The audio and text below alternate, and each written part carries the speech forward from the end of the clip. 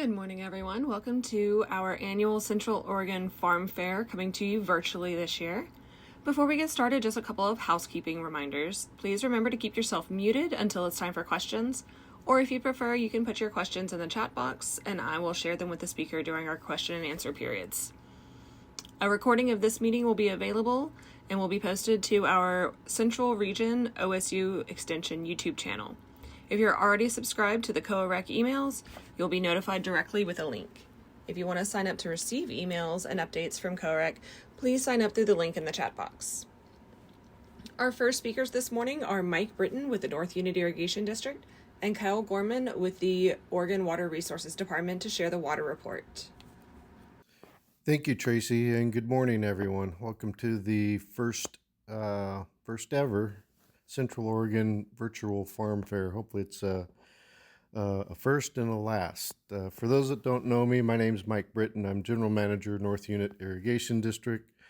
I've been with the district, it'll be 13 years, July 1st, and look forward to walking folks through my presentation today and taking questions in the end.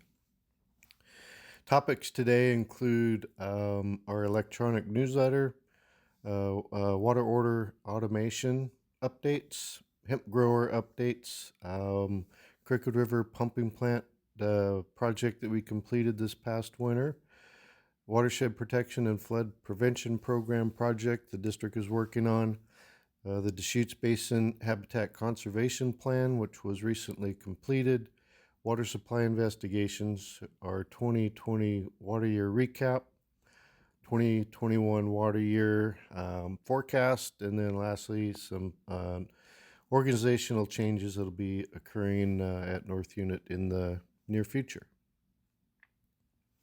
First off, our North Unit quarterly newsletter. The newsletter has been sent through the mail for many years, and the district has decided to convert that to an e-newsletter or an electronic newsletter. Folks that are on our customer email list will be receiving the newsletter via email, and those that aren't on our email list should contact the office and get your name on the list, and that way you can receive the newsletter via email.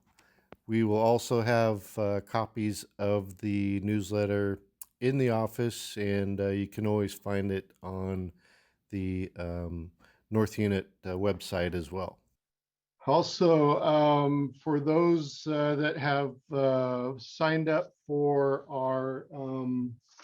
our customer portal, which allows you to track your water orders, place your water orders, among other things. Really, this is just a reminder that if you haven't signed up, it's a good time to do so. We've got our irrigation season quickly approaching, and every water user within the district can sign up. What you need is a unique key code to set up the account. This information was sent out to water users last fall by mail, but if you missed that mailing or you misplaced it, you can just call the office and somebody can walk you through setting up your account for the customer portal. Once again the account's set up, you'll be able to track your water usage in real time. We update the water usage accounts daily, and you can also manage your water orders and see land use records as well. So this has really turned out to be a great tool, not just for the district, but for patron water users, particularly in these difficult years when we're dealing with water shortages and less than favorable allocations for sure. Next slide.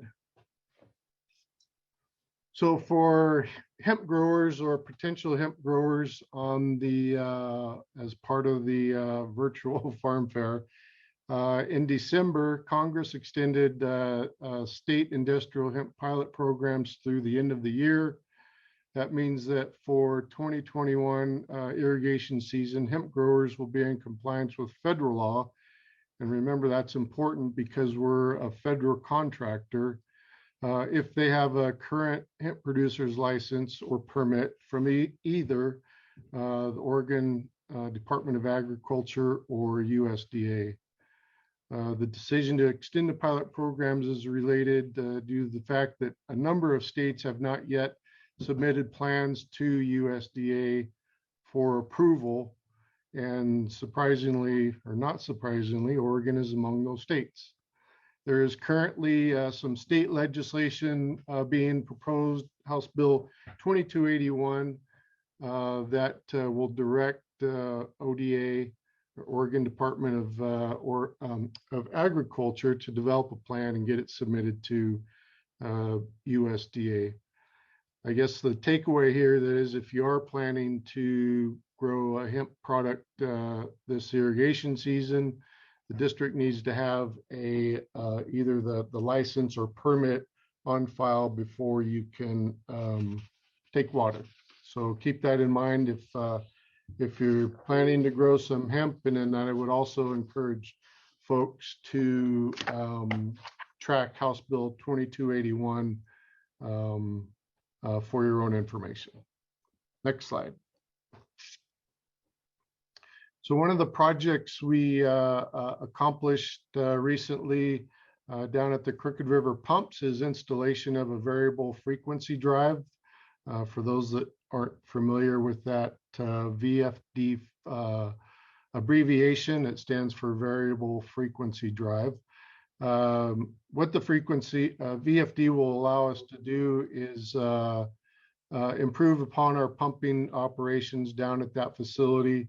It'll help stabilize river flows and will conserve water based on past operational limitations where either the pump was all the way on or all the way off. And as some of you may know, there's minimum flow requirements in the Crooked River. If that minimum flow number dropped below the minimum requirement, we would have to turn a pump off completely.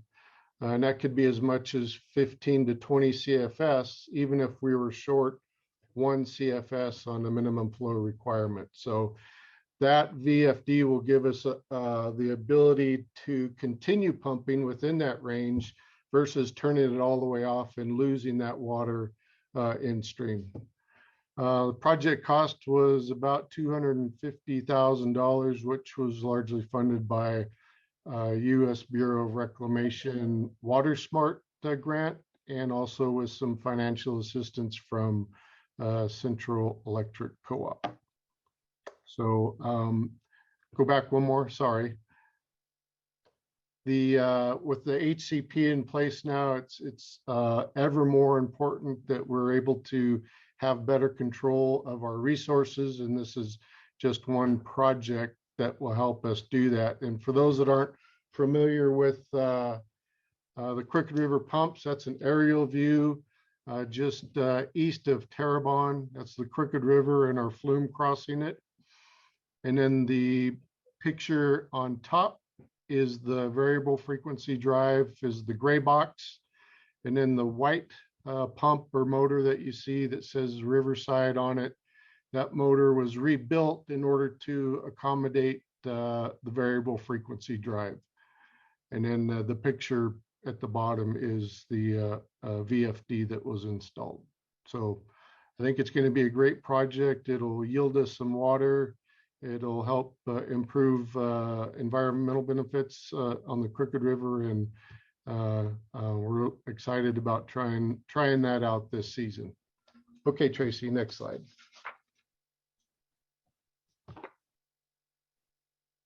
Some of you may recall or remember a town hall meeting a couple of years ago regarding watershed protection and flood prevention program. We commonly refer to it as PL 566. We continue to work on projects related to that program. The basin has been able to secure over $110 million for piping projects in Central Oregon thanks to Senator Merkley and Congressman Walden, or previously Congressman Walden, and Senator Wyden, to be able to resurrect a program that was dormant for many years, and that was able to get it funded and actually earmark money to the Deschutes Basin to continue funding projects through this program. Currently, COID, Tumalo Irrigation District, and Swally Irrigation District are putting pipe in the ground through this program. Ochico, Arnold, and Lone Pine Irrigation District, they are close to finalizing their watershed plans, which is a requirement in order to qualify for funding. And then North Unit is not far behind, and we expect to have our plan completed in the summer of 2022, which will free up $25 million or potentially more once the watershed plan has been approved and ready to go. So good things to look forward to there. All right, Tracy. Next, the Deschutes Habitat Conservation Plan is, again, many of you know, we've been talking about this for 12 plus years. I think we've talked about it at the farm fair at least 10 of those 12 years. And we've actually had specific roundtables or guest speakers that spoke to the HCP. And on December 31st of last year, the HCP was finalized. Again, it was a 12-year process, over $8 million spent that was shared between federal funding and funding through the Deschutes Basin Board of Control and the city of Prineville, which makes up the applicants that were part of the Deschutes Basin Habitat Conservation Plan. And the Deschutes Basin Board of Control, for those that, again, aren't familiar, is a board of control that's made up of the 8 irrigation districts here in Central Oregon. The HCP was part of an endangered species, part of the application that authorizes the incidental take of listed species caused by covered activities that the irrigators or the cities perform, or the city performs. And these really cover our most basic activities, which is storing water, releasing water, and diverting water. So through this process, we were able to get some protections as a result of the HCP in the event that something were to go awry as a result of our activities. We are covered or protected if we harm or take an threatened or endangered species. The aquatic species covered by Fish and Wildlife Service under the HCP is the Oregon spotted frog and bull trout. And then another federal agency that's involved is the National Marine Fisheries Service, and they cover the steelhead or anadromous fish that return to the ocean.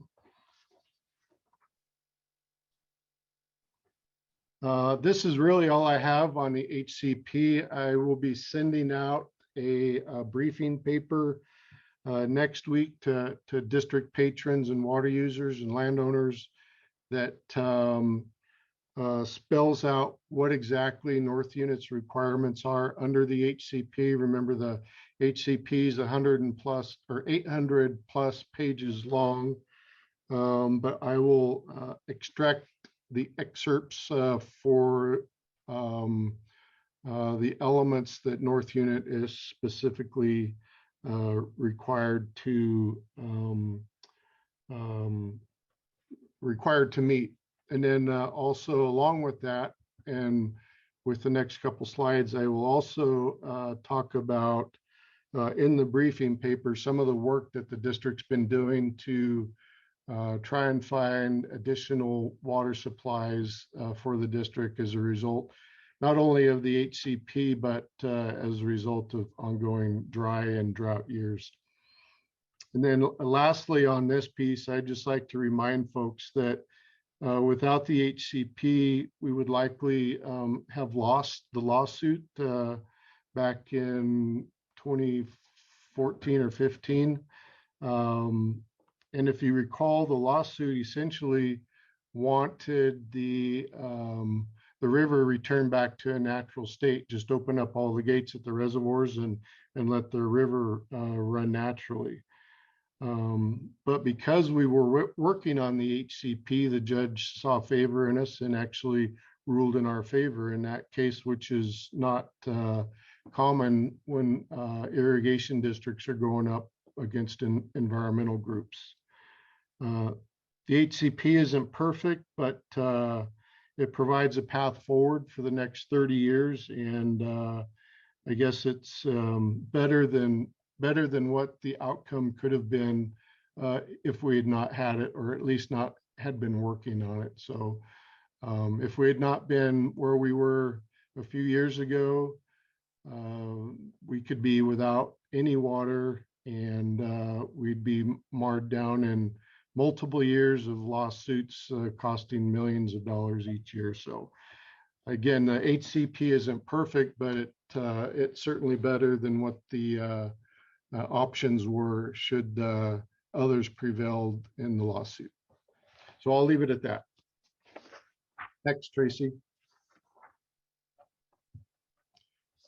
North Unit water supply investigation basically is what this couple slides refer to. And as you know, as you'll see in the briefing paper, as time goes by, there's going to be increments in the HCP where more water is going to be required of the districts. And as such, we have made attempts to look into many different sources of water supply that will help us over the next 30 years. And I'll quickly run through these. The districts investigated the potential for new storage reservoirs, including sites northwest of Madras and near Haystack. And some of this may be old news to folks, but in any event, I'll keep reminding folks of the work that we've done.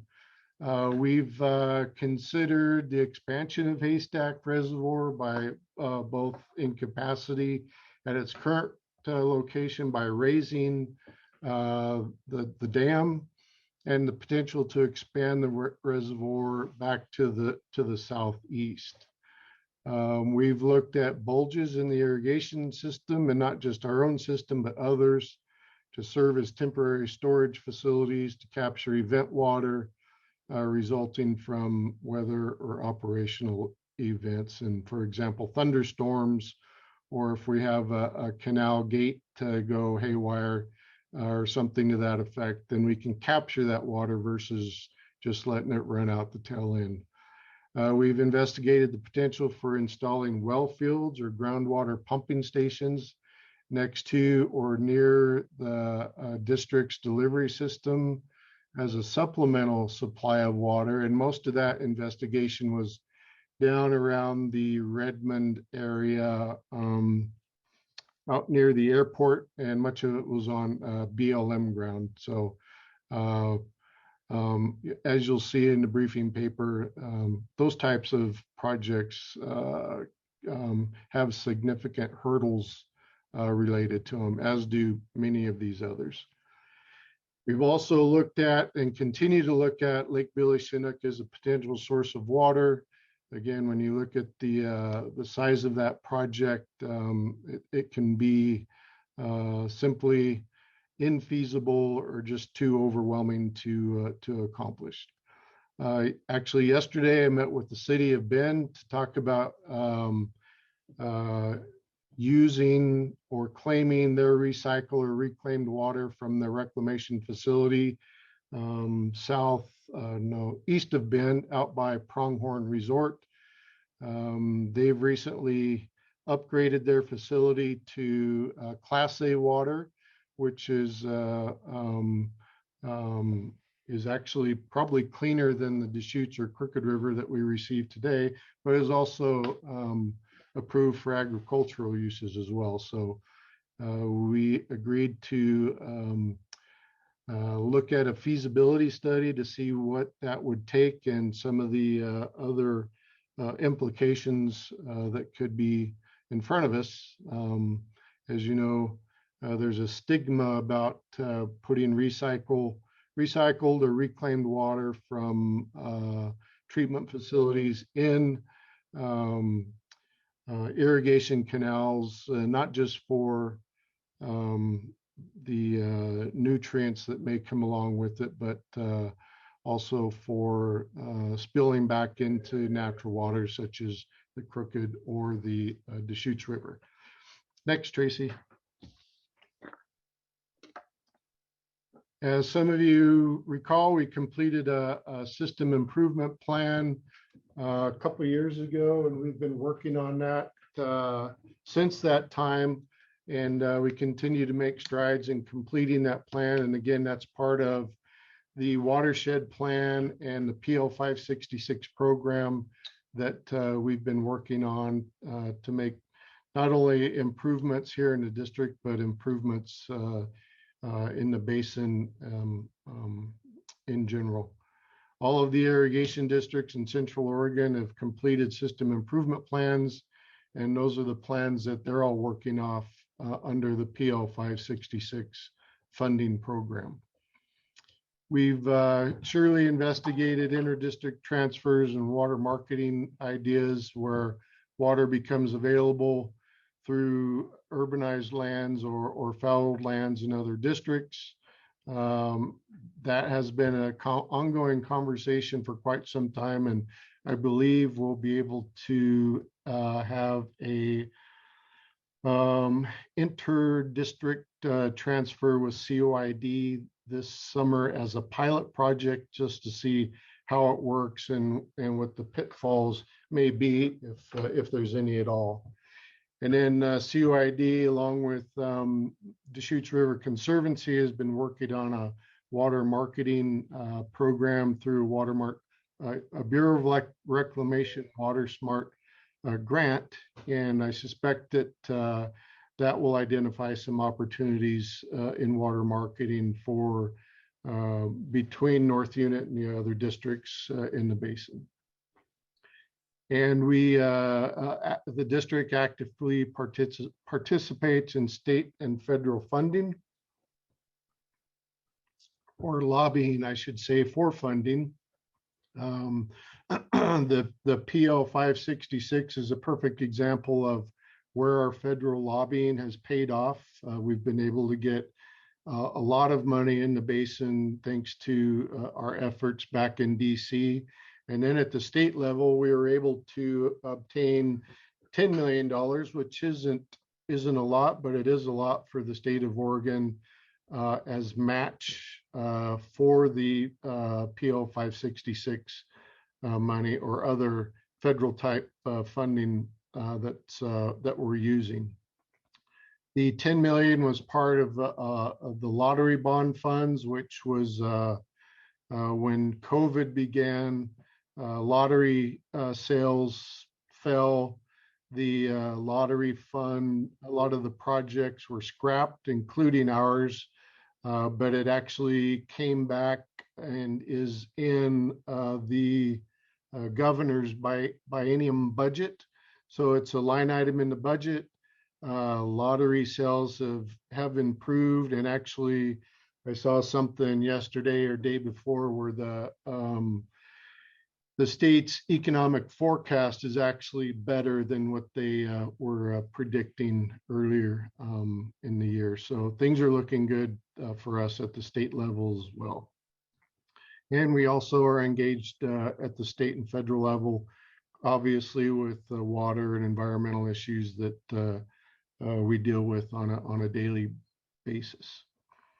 Again, as many of you know, we've been piping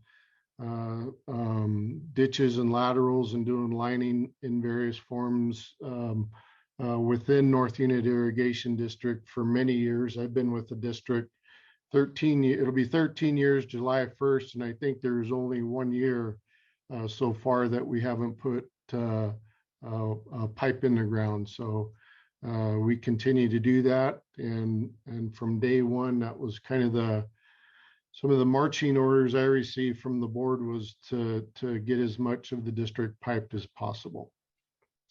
Aquifer storage and recovery is really, it's not a new concept, but it really is in these parts. It's a process whereby, and maybe Kyle will have time maybe to talk about this a little bit, where you find an underground cavern basically that is capable of storing water. You can inject the water. Say we during the winter we have some water available that we can inject into this underground cavern, and then during the summer, if we need the water, we can pull it out and use it as a source of supply. Again, this is it. I won't say far-fetched, but I know in California there's been a lot of successful areas where this has been implemented and works very well, but clearly the geology in California is much different than the geology here in Central Oregon, and I believe there are some sites that have been identified, but it will take some more work to find out exactly where those are, if there's more, can they hold water? If they don't, how much do they lose? So again, this will be another project, a long-term project that somebody will have to look at into the future. Basin partnerships are the short and long-term key to the HCP and really the district's ability to thrive into the future. As I mentioned, COID, SWCD, Arnold or Tumalo are actively piping. Arnold and Lone Pine are coming on. We're working on agreements with those districts to obtain the conserved water that those districts create when they complete their piping or conservation projects. So again, as I mentioned, as the increments of increased flow happen through the HCP, those partners will be instrumental in helping us meet those requirements. And then I basically just covered the last one as well through that conversation. So again, next week I plan to send something out to water users that'll provide more detail in these specific water supply investigations, and then also more about specific HCP requirements as we move forward for the next 30 years under the HCP. Okay, Tracy. 2020 water year recap. So last year we started the irrigation season with Wiki up at 140,000, almost 141,000 acre feet. The 2019 season ending reservoir level was about 23,000, 24,000, which by today's standards is pretty darn good compared to 2,600, 2,700 acre feet in 2018. And as we all know, 2020 was another year actually worse than 2018 as far as the reservoir is concerned, because it was drawn down to basically a river flow. North Unit called on its Prineville stored water in mid-April. We typically don't do that, but we were trying to minimize the releases out of Wikiup, keep the water up in Wikiup Reservoir and use our stored water out of Prineville. We ended up using almost all of that water last year, and we pumped 18,000 acre feet compared to 20,000 in 2019. And the associated costs for pumping last year were 387,000 when it was all said and done. And I think we probably would have met the 20,000 acre feet pumping, but in August, the river conditions were so poor the river flow, that we didn't pump any water basically in August. So that tells you that not only were Deschutes River supplies very limited, but also they were on the Crooked River as well. Again, starting in 2020, the water supplies were very, very tight on both the Crooked River and the Deschutes River. September 15th, as many know, the district ran out of water. All stored water was depleted, and there were no life flow existed for junior users. We were able to come back on October 1st. The COID actually shut down early to start their piping project, which freed up a lot of water for North Unit to start back up. And we ran almost to the end of October 23rd last year. This is a yearly water usage chart or table that I've shown the past few years. Really nothing has changed on it other than the new years that we report and the total numbers. I can say that if you look at 2020, 67,000, you would think that's probably the lowest it's ever been, but actually in 1992, it was 63,990. So there's actually been years where we've delivered less water than we did last year. But as you can see, there's been a trend since 2017 where we've been decreasing our ability to deliver sufficient amounts of water to our water users. And again, a lot of people like to blame the frog, but just as important is the fact that we've seen dry or drought years these past really 8 years or so off and on. Just an informational slide on cropping patterns. As you can guess, as the allotments drop, so do acres farmed. And most of clearly the forage crops are I would consider kind of permanent crops. So I wouldn't expect to see a big number a big change in that number. And likewise, the seed crops really are the county's bread and butter when it comes to the price or cash crop. And then clearly, if you look at fallow land, that's increased substantially just based on the allocations that we've been able to supply. And again, just a symptom of the source of water that is very limited these days.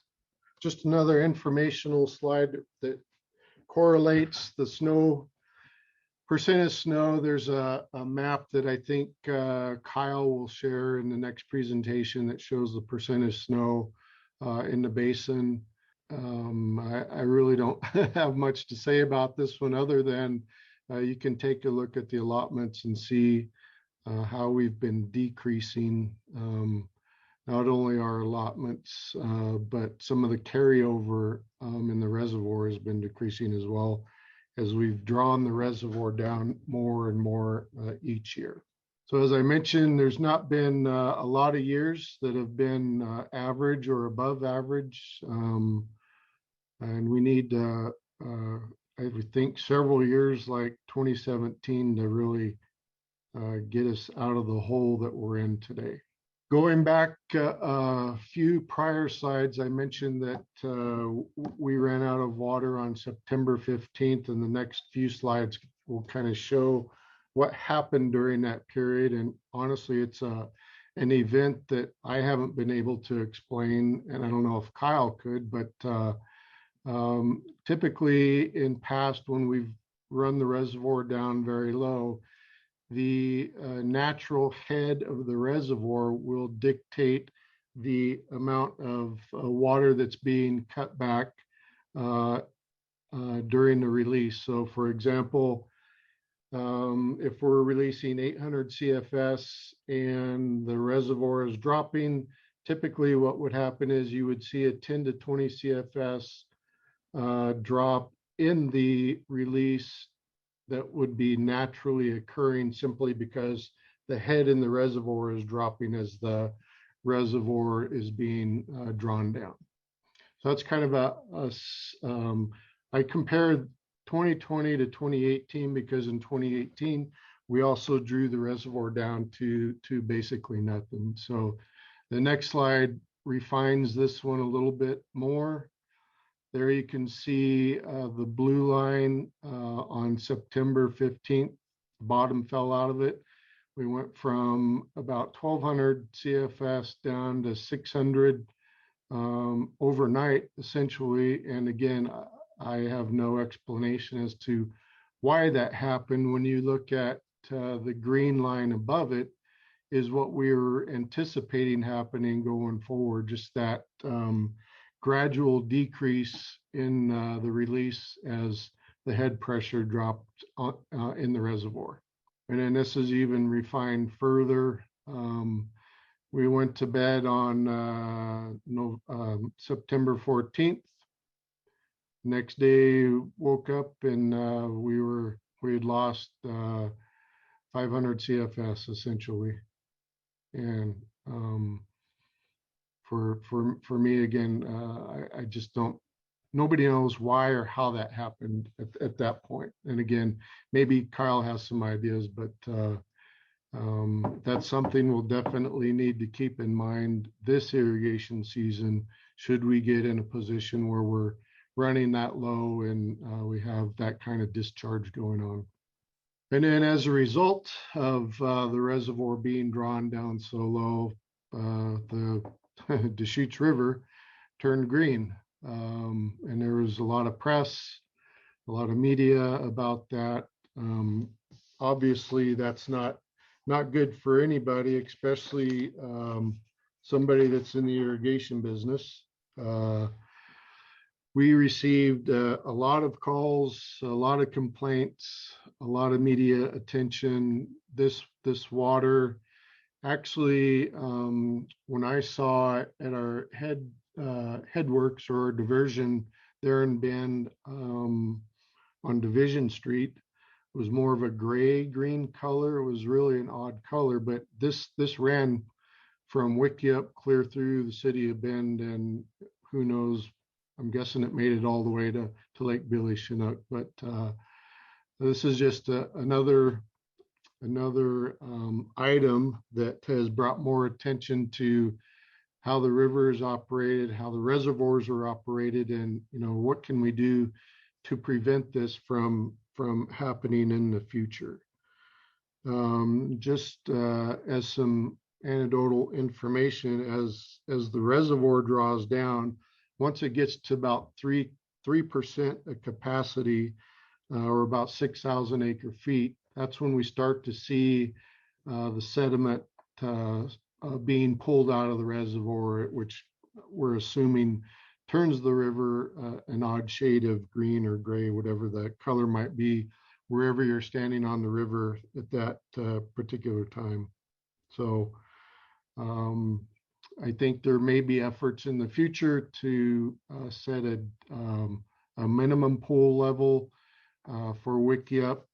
That's something that the board has discussed and will likely discuss next week at our board meeting. But on top of that, there is also, and we've talked about this a couple times at Farm Fair, DEQ is developing TMDL standards. TMDL stands for total maximum daily load, and turbidity is one of them.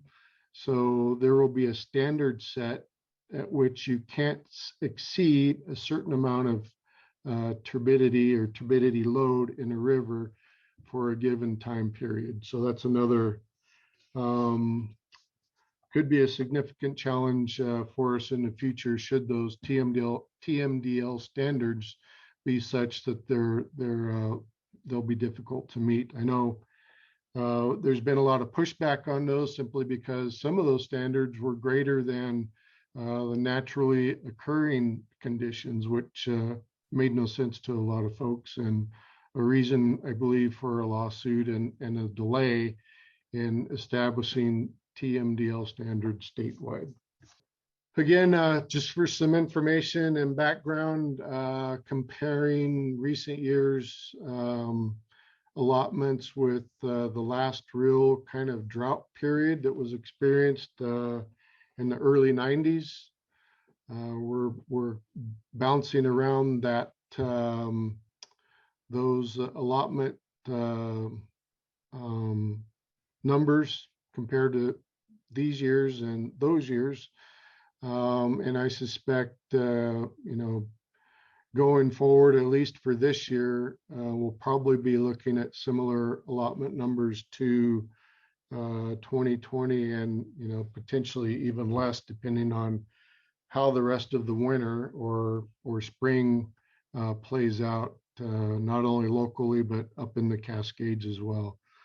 We did have some good recent snows, which brought the snow levels back up to 100%, but it's supposed to be 64 today. And I noticed that on the map that Kyle's probably going to show you, we went from 106 to 94% just in a matter of days. So the warm weather is going to take a toll on the snowpack. The ground has been so dry, we probably won't see a lot of that snowpack reaching the reservoirs. It's just simply going to be absorbed into the ground, which is going to create, further complications for us in creating storage for the irrigation season.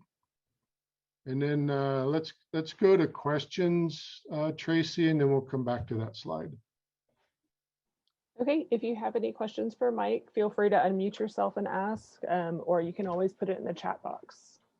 I know that's a lot of information in a short period of time, but there's been many times Jeremy has run into my time, so I didn't want to do that to Kyle. Mike, this is Rich Afelt. Thank you for your presentation here. You kind of walked us through the things that are being explored. Could you comment about, are there any of those that you feel some sense of optimism about? I know you're just kind of trying to put everything out there that could be an option, but is there something more you could say about those? I can say some of them.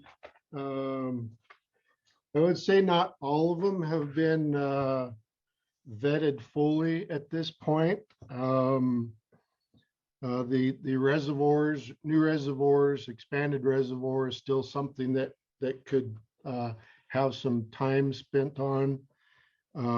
There was a fair amount of time spent on it through the Deschutes Basin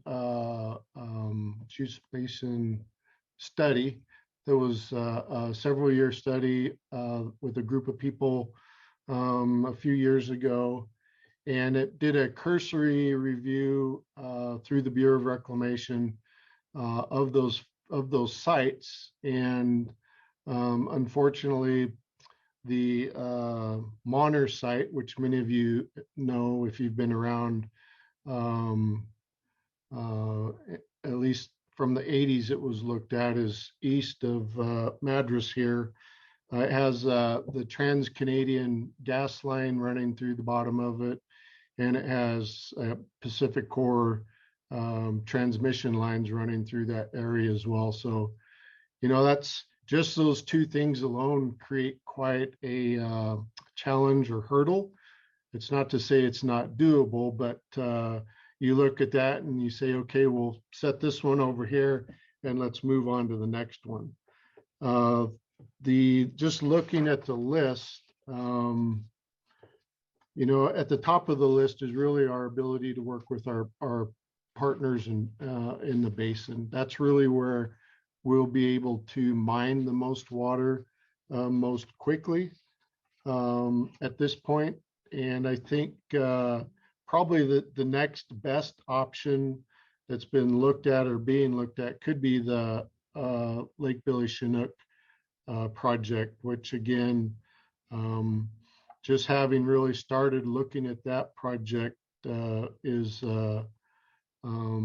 seems insurmountable, but the way the politics is lining up, there could be an opportunity in the near future to make something like that a reality. And I don't want to offend Democrats or Republicans or independents or whoever else might be part of the Zoom today, but when Trump left office and Biden came in, we thought we would be worse off than we were under Trump, but actually the way things are aligning, we actually have a pretty good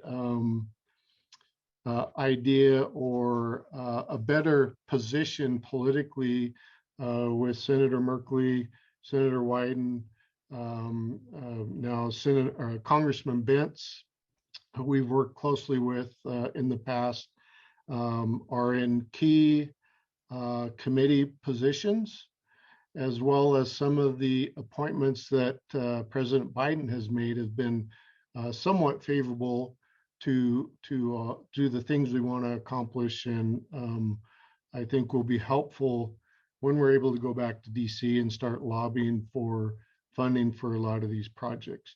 The other one right off the top of my head really is the City of Bend project. Again, that's it's right next to the canal. It's Class A water. They can deliver between 3 and 9 million gallons per day. And that equates, I think, well,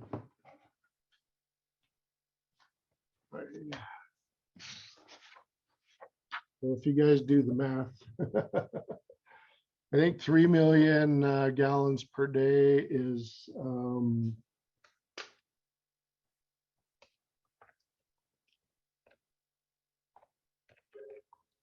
think it's 4.5 CFS. Is 9 acre feet per day. So if you do 3, 6, 9, you can do the math pretty simply. And if it's 9 acre feet a day times 180 days, that's close to a couple thousand acre feet that we can obtain from the City of Bend. And what they're doing with that water now is simply releasing it out to ponds and letting it seep into the ground. So as far as simple, easy, quick projects, that's probably at the top of the list right now. Mike, I've got a couple of questions in the chat. One from Victoria. Are there any solutions to avoid the sediment release in the upper Deschutes other than maintaining a minimum pool level? Not that I'm aware of. And again, we're not sure actually where that sediment is coming from, if it's coming from the banks or the bottom, or I did notice, I was up at Wickiup during one of its lowest levels, and it was, I noticed the banks sloughing off, and I don't know if people can see this. That's what Wickiup looked like, and I didn't put the date on it, but the end of the summer. So when I was up there, I noticed the banks were sloughing off into the channel. So I'm sure that created some sediment. We're probably scouring the bottom of the river that runs through the reservoir. And then again, if there's the same thing happening up above, it's just being transported from up above through the system. So as far as capturing or controlling the sediment, I'm not really familiar with anything that might be able to do that at this point. Ideally, the best way to avoid it is not to get the minimum pool, for sure. And one more, can you elaborate on why the Lake Billy Chinook option is unfeasible? I wouldn't say it's unfeasible at this point, but when you look at if you were to put a facility there, again, you have endangered species swimming around in Lake Billy Chinook. you're going to have to pump the water. I think it's 700 feet. And if you recall the slide I had, we can pump 20,000 acre feet at $400,000, and that's only up 200 feet out of the Crooked River Canyon. So you have the endangered species that are swimming around in Lake Billy Chinook. You have Portland General Electric, and the tribes have hydro facilities downstream. So they're going to be concerned about how much water is being pulled out of the reservoir and how that affects their operations. And then just the infrastructure alone, a pumping facility down at Lake Billy Chinook, the piping and infrastructure to get it up to a level within the district where it can be delivered through gravity. And whether that's piping all the way to Haystack or some location in a main canal, then that would be some of the issues that could make the project unfeasible. But again, I think there's opportunity there, again, working with the tribes, working with our Oregon delegation, working with the federal agencies that like I say, it may seem insurmountable, but I know of much larger projects that were much more controversial that got done during times when things weren't getting done. So I'm keeping my fingers crossed and remaining very optimistic that could be a good project for us. Okay, and I've got two more, and then I think we'll have to switch over to Kyle. Trevor asked, what can we do to help? Well, as I've always said, in this forum and many others, really, I get paid to go to Washington, D.C. and Salem and to talk to legislators and our delegation. And, I think I've done well in getting our issues and our points across, but really at the end of the day, where the rubber meets the road is everybody that's on this call should be reaching out to their congressional delegation, to their state legislators, and let them hear from you, because the value in the words that come from a water user or landowner or a patron of the district is much more valuable than the words that come from my mouth. They really understand and like to see actually the people that are being affected by the things that are going on. I know some of our board members have gone in the past, and we've gotten comments back from our delegations that they really appreciated hearing from their constituents about the issues that they're facing. So again, that's, I've talked about this really till I was blue in the face, and that's the best way to get our point across, and how you all can help the most is again staying in close contact with your delegation and the state legislators that represent us. And last question, when the Klamath Basin received more water from a judge decision that the law required that water stored behind B of R dams for irrigation purposes can only be released for irrigation purposes, does the ESA trump that?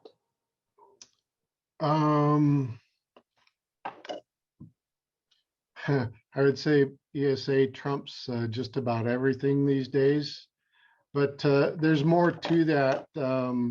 So the Bureau of Reclamation was releasing stored water from a reservoir in Klamath, in the Klamath area. They didn't have a water right to do that, and maybe Kyle can clarify this. He spends a lot of time in the Klamath. So the Klamath irrigators filed a lawsuit telling or asking or claiming that the Bureau was releasing stored water out of a reservoir for purposes that weren't intended for, which was for irrigation. And the judge came back and said, yep, that's right. That water shouldn't be going to Fish and Wildlife. It should be stored and used for irrigation purposes. So that's kind of a short answer to a more complicated issue. But we really, it has some implications here in the Deschutes Basin, because that's exactly what we're trying to accomplish through the HCP. Is Wickiup is a storage facility for irrigation purposes, and I should say legally we can't release water for other purposes, but we're doing it today for the HCP and the Endangered Species Act. So again, it's a complex and complicated issue, and I appreciate the question, and hopefully I answered it to your satisfaction. And I think, again, Kyle can talk about that in better and more thorough detail than I can. How much time do I have? You got about 2 more minutes. Okay. So going back to the second to last slide, it was about some North Unit organizational changes. Back at our November 2020 board meeting, I gave the board my notice that I would be retiring in March of 2022, so essentially a year from now. The district has been actively recruiting for my position, and as you can imagine, there's not a lot of people that are looking to step into this type of position anytime soon. There's been, I think there's 5 general manager positions open within Oregon, actually mostly in Eastern Oregon, including here in Central Oregon. Many before I announced or even advertised for my position, but they've got zero to little response for filling the general manager roles, not only in their districts, but in others as well. We did a recruiting effort late late January that just concluded on February 19th. We have a half a dozen resumes, of which 2 or 3 are worth pursuing, but it was encouraging to see that somebody out there is interested in this position in light of the challenges that we face. Again, the HCP is here, it's done, and I'm glad for that. Again, it's not perfect, but now we can start focusing on some of the other issues that really have been kicked to the side over the years simply because our focus has been on the HCP. So I just wanted to make that announcement myself. I think some of you have probably already heard that, but I just wanted to announce that here in front of everybody, so the rumor mill didn't take it over for me. So I'll leave it at that. So I'll be around for another year, and happy to chat with folks now and into the future about the role the general manager plays, or the new general manager, and where the district is headed. So I'll leave it at that. Thank you, Mike. All right, Kyle, I'm going to work on getting your slides pulled up. No problem. I want to congratulate Mike on a incredible first time of presenting on Zoom. That was excellent. What a great bunch of information, and an excellent job you did. Yeah, and just so people know, I've participated in 100 Zoom meetings, and this is only my 2nd time of presenting in a Zoom meeting. So I don't know if I can do a good as job as Mike did, but he sure knocked it out of the park. So I have a observation. Well, let's see. I should tell you who I am. So I work for the Oregon Water Resources Department. I'm the region manager for the South Central region. I have a chart that shows the breakdown of the state. But anyway, my region covers the Deschutes Basin, the Klamath Basin, and the Lake County area, which is a closed basin. So anyway, that I have perspectives from all around that part of the great state. And the question about the outflow out of Wickiup Reservoir dropping off, what happened was that on September 15th of last year, the reservoir was at the same elevation as it was the previous year, but the difference was that that occurred exactly when we were ramping down the outflow, or very soon thereafter. So we were just basically hours away from having the same thing happen the previous year. We just avoided it because that was during the shutdown. If you look at the chart, the slope of the line on the 15th of September for last year, and then the slope of the line around October 1st or 2nd, whenever that was for the previous year, they're almost identical to each other. So that would have happened. It just would have happened in October rather than September. So that's my hypothesis. And I did a rough calculation on pumping out of Lake Billy Chinook, not to dampen anybody's spirits, but given the lift at Crooked River and the additional lift and additional water, it would be an electrical bill of about $8.5 million a year to pump out of Lake Billy Chinook for about 100,000 acre feet. So anyway, that is my initial comments. A little bit about myself. I am coming up on 31 years of working in the Deschutes Basin.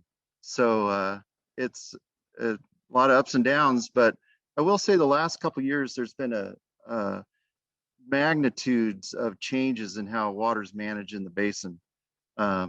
Some good, some not so good, but its change is definitely what we're seeing, and it's definitely a difference of how things are done and how you make decisions about water management in the basin. They are, I can't overemphasize how different it is now the way it used to be when I first started.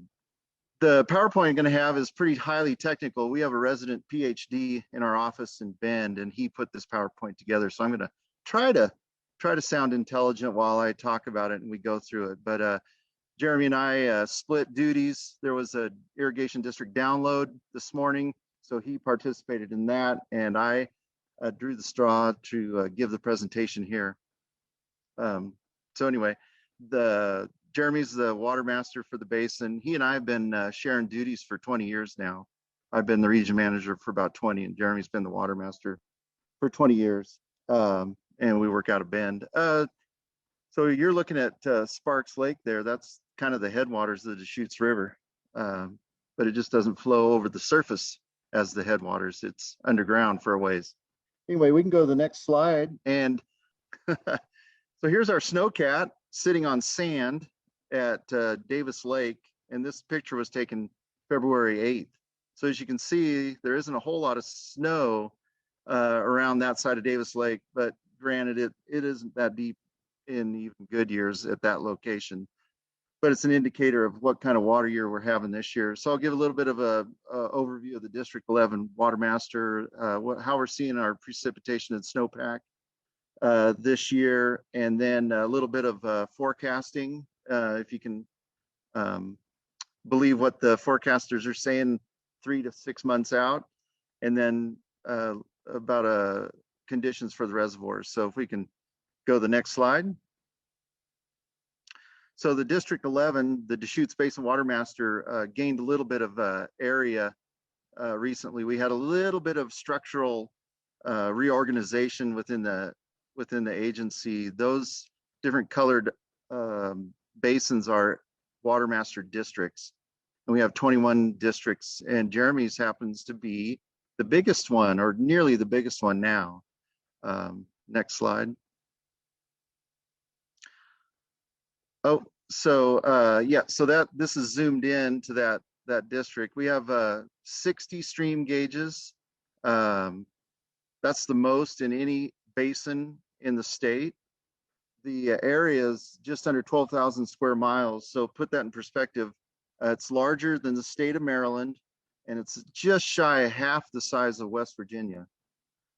There's about 3,500 individual water rights, 125,000 acres of groundwater. So irrigation supplied from wells, and then 260,000 acres of surface water rights. So, you know, the Water Master's office has 9 folks, and Jeremy with 3 assistant water masters that are spread around a region. So we have to take care of all the water rights and all the disputes in this area shown on the chart. So it's a big area, a big job for roughly 4 people. Next slide. So I do want to say one thing.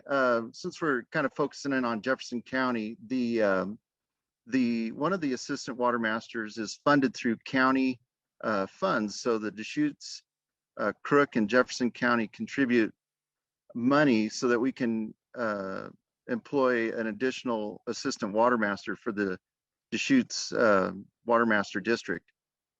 County funding 30, 40 years ago, there used to be about 40 assistant water masters statewide, and now that's down to about 10 to 15. So the county support has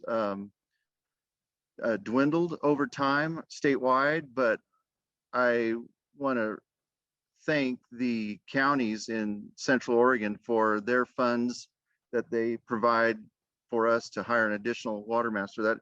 That gives us, you know, basically 25% more manpower or person power for handling the water rights in the basin. So appreciate that. Moving on to water supply, how are we looking? This is the precipitation by basin for the water year, which began October 1st. And you can see the Deschutes Basin is at 95%. So since October 1st, we've received 95% of average precipitation. So just below average. Recently, the February has been pretty good for us. It's brought it up a bit, but you see down in the Klamath, we're at 74%, and then Lake County, Goose Lake Basin's at 67%, the lowest in the state as of this water year. Go next slide. And so this is a map of the basins for how much water is in the snowpack. A lot of folks like to look at, well, how many inches of water are at Mount Bachelor? Well, or excuse me, how many inches of snow is out at Mount Bachelor? And for water managers, how deep the snow is isn't necessarily what we look at. We look at how much water content is in the snow. And so as opposed to 90-some% of average for precipitation, currently our snowpack is at 106% of average. So that's measured at the automated snowtail sites around the Deschutes Basin. So the Natural Resources Conservation Service, Oregon Snow Survey, operate about 6 snowtail sites in Oregon. And those are all placed in high elevation parts of mountains. And so it's a good indicator of the snowpack in the higher elevations of the mountains that drain to the Deschutes Basin. That is let's see, it has about they started most of the stations around 1980. So we've got roughly 40 years of data that we can compare. So we're looking at about 106% of average compared to a baseline of a 30-year average for those sites. So, you know, if your numbers you look at other numbers or other sites and the percentages aren't matching up, it's because the snowpack is measured at these specific snowtail sites and doesn't take into account other precipitation monitoring sites, which there's hundreds of them around that the Weather Service and others use. So the numbers that I'm presenting are based on those snowtail sites. So I just wanted to make sure that was clear. Next slide. This is a graph that is really informative as well as interactive. If anybody's gone to the Oregon Snow Survey site, they've changed the website substantially, and they have some new products out that you can take a look at. But what this graph shows is the median snowpack for the Deschutes Basin. So all those snowtail sites I talked about. The green line that you can see is the median. The black line is this year. And then the different color variations are the percentile of how the snowpack did historically over those 40 years. So the blue line, or the purplish line, is the maximum. And then the red line is basically what happened in 2015. So the snowpack was abysmal in 2015, and it pretty much drew that red line at the bottom. And you can see that this year, the black line, we started out in November, everybody got really excited. Oh man, our snowpack's at 1,000% of average. Well, it's only 1,000% of 1 inch. So it doesn't really mean anything in November. Really, the snowpack readings don't really mean anything until about January 1st. And then you can start forecasting somewhat about what kind of water supply you're gonna have in the future. And you can see that we kind of ran right along 100%. And then about the middle of January, we had a real lull in precipitation. And then, like I mentioned earlier, February has been pretty dang good to us, brought us back up to 100%. And I know that Mike mentioned that the snowpack dropped off almost 10%. And I'm not sure what that is. That might be a glitch in their system. So they might, something may have happened, and I'm not sure what it is. I haven't had time to look, see what's going on, but nonetheless, it's around 100% of average, which I was, with a La Nina water year, I was really hoping that we would be at about 175% of average.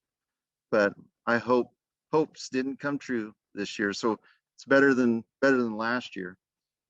The one thing neat about this graphic here, if you go on the webpage, you can click on any one of those years and display what happened in that water year as far as a overview of the water content for the snowpack for the entire winter. So it's really a neat interactive graph. So if folks are really interested in this stuff, they should go look at it. Next slide. Okay, so this is from the National Weather Service, NOAA. They put out these 3-month forecasts for probability of what kind of weather we should anticipate. So unlike the Puxatawny Phil, they have some scientific methods behind them to estimate what the probability will be for the weather. And they're forecasting that much of the West will be below average. The probability that it's greater that it will be below average. And in the Northeast US, it will be above average. And that's for the period April, May, June, which if it is below average, we don't really get that much precip anyway. So it won't have that great of effect, but it is kind of a generalized statement about what kind of weather we should anticipate. Next slide. And then this is the temperature. So the previous one was precipitation. This is temperature, which indicates high probability above average temperature in Texas and New Mexico and Arizona and southern Colorado. Texas probably appreciate this, getting out of that winter weather they had, but it may be super hot. But going to Oregon, you can see that it's just slightly above average for a temperature outlook for April through June. So we might see a little bit warmer than average. But again, this is forecasting out, 3 to 4 months out. So you have to take it with a grain of salt. Next slide. Oh, this is the fancy new technology that you can gain from satellite imagery. NASA has a website. The SPORT stands for Short-Term Prediction Research and Transition Center. And they use satellites to determine soil moisture in basically all over the US. We're zoomed a little bit into the northwest part of the US, and the indicators are that you can't see down at the bottom of the chart, but the green indicators are showing a higher percentile of moisture in the soil, and the red is a lower percentile. And this is, you know, the perspective here is it's a pretty large scale. I think I can see Gary Harris's farm there, but I can't quite sure make that out or not. But it looks like he's in the green a little bit. So anyway, this just gives a good generalization about the soil moisture down to 10 centimeters. Next slide. And this is another look at some data that NASA, you know, we're talking high tech here, NASA does for estimating what the soil moisture content is versus a historic average. So the blue means that the soil moisture is a little higher than average, and that base period is 1948 to 2012. They've used actual monitoring of soil moisture. The FSA and others have manually collected soil information over the years. It wasn't done by satellites then, but they take that data, incorporate it into satellite information now, and they can estimate how things are doing. So the blue is higher than average, and the red, you can see Southwest Oregon and the east side of the Willamette Valley looks like it's a little bit drier than average. So anyway, that's some new technology that can be used, and scientists use it for predicting, you know, kind of on a global scale, what water is available in the area. All right, next slide.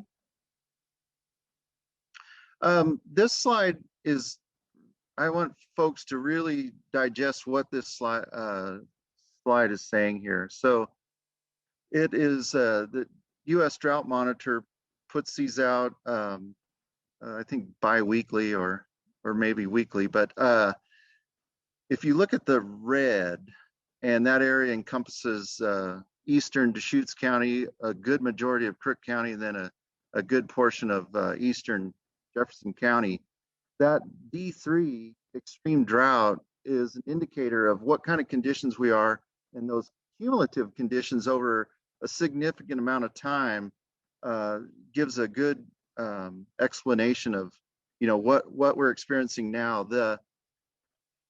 The number of years that we've had below average snowpack and you know, dry summers, warm summers over the last, you know, almost 20 years now is taking a toll basically on our water supplies, and that's definitely evident in the base flow in the springs in the Deschutes system, base flow into some of the reservoirs, and you know that D3 is really, really indicative of the conditions that we're seeing right now.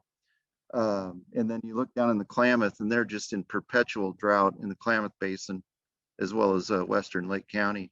So this chart does not lie. It is a good indicator of where we're at. The good news is, however, from last week to this week, we've dropped a little bit down from the area that was covered in the D3 extreme drought. So we lost a couple percentage points, which is good. So we're moving in the right direction. It's a baby step, but let's hope that we'll keep moving in the right direction. Next slide. This is a little bit more what we can expect for the future. So the top two graphs are for March. And so what should we expect for March? It looks like we're going to have below average temperatures, the likelihood, and then about an equal chance of normal precipitation for March. So some of that will come as snow and maybe even snow down in lower elevations. Hopefully, that's what we want.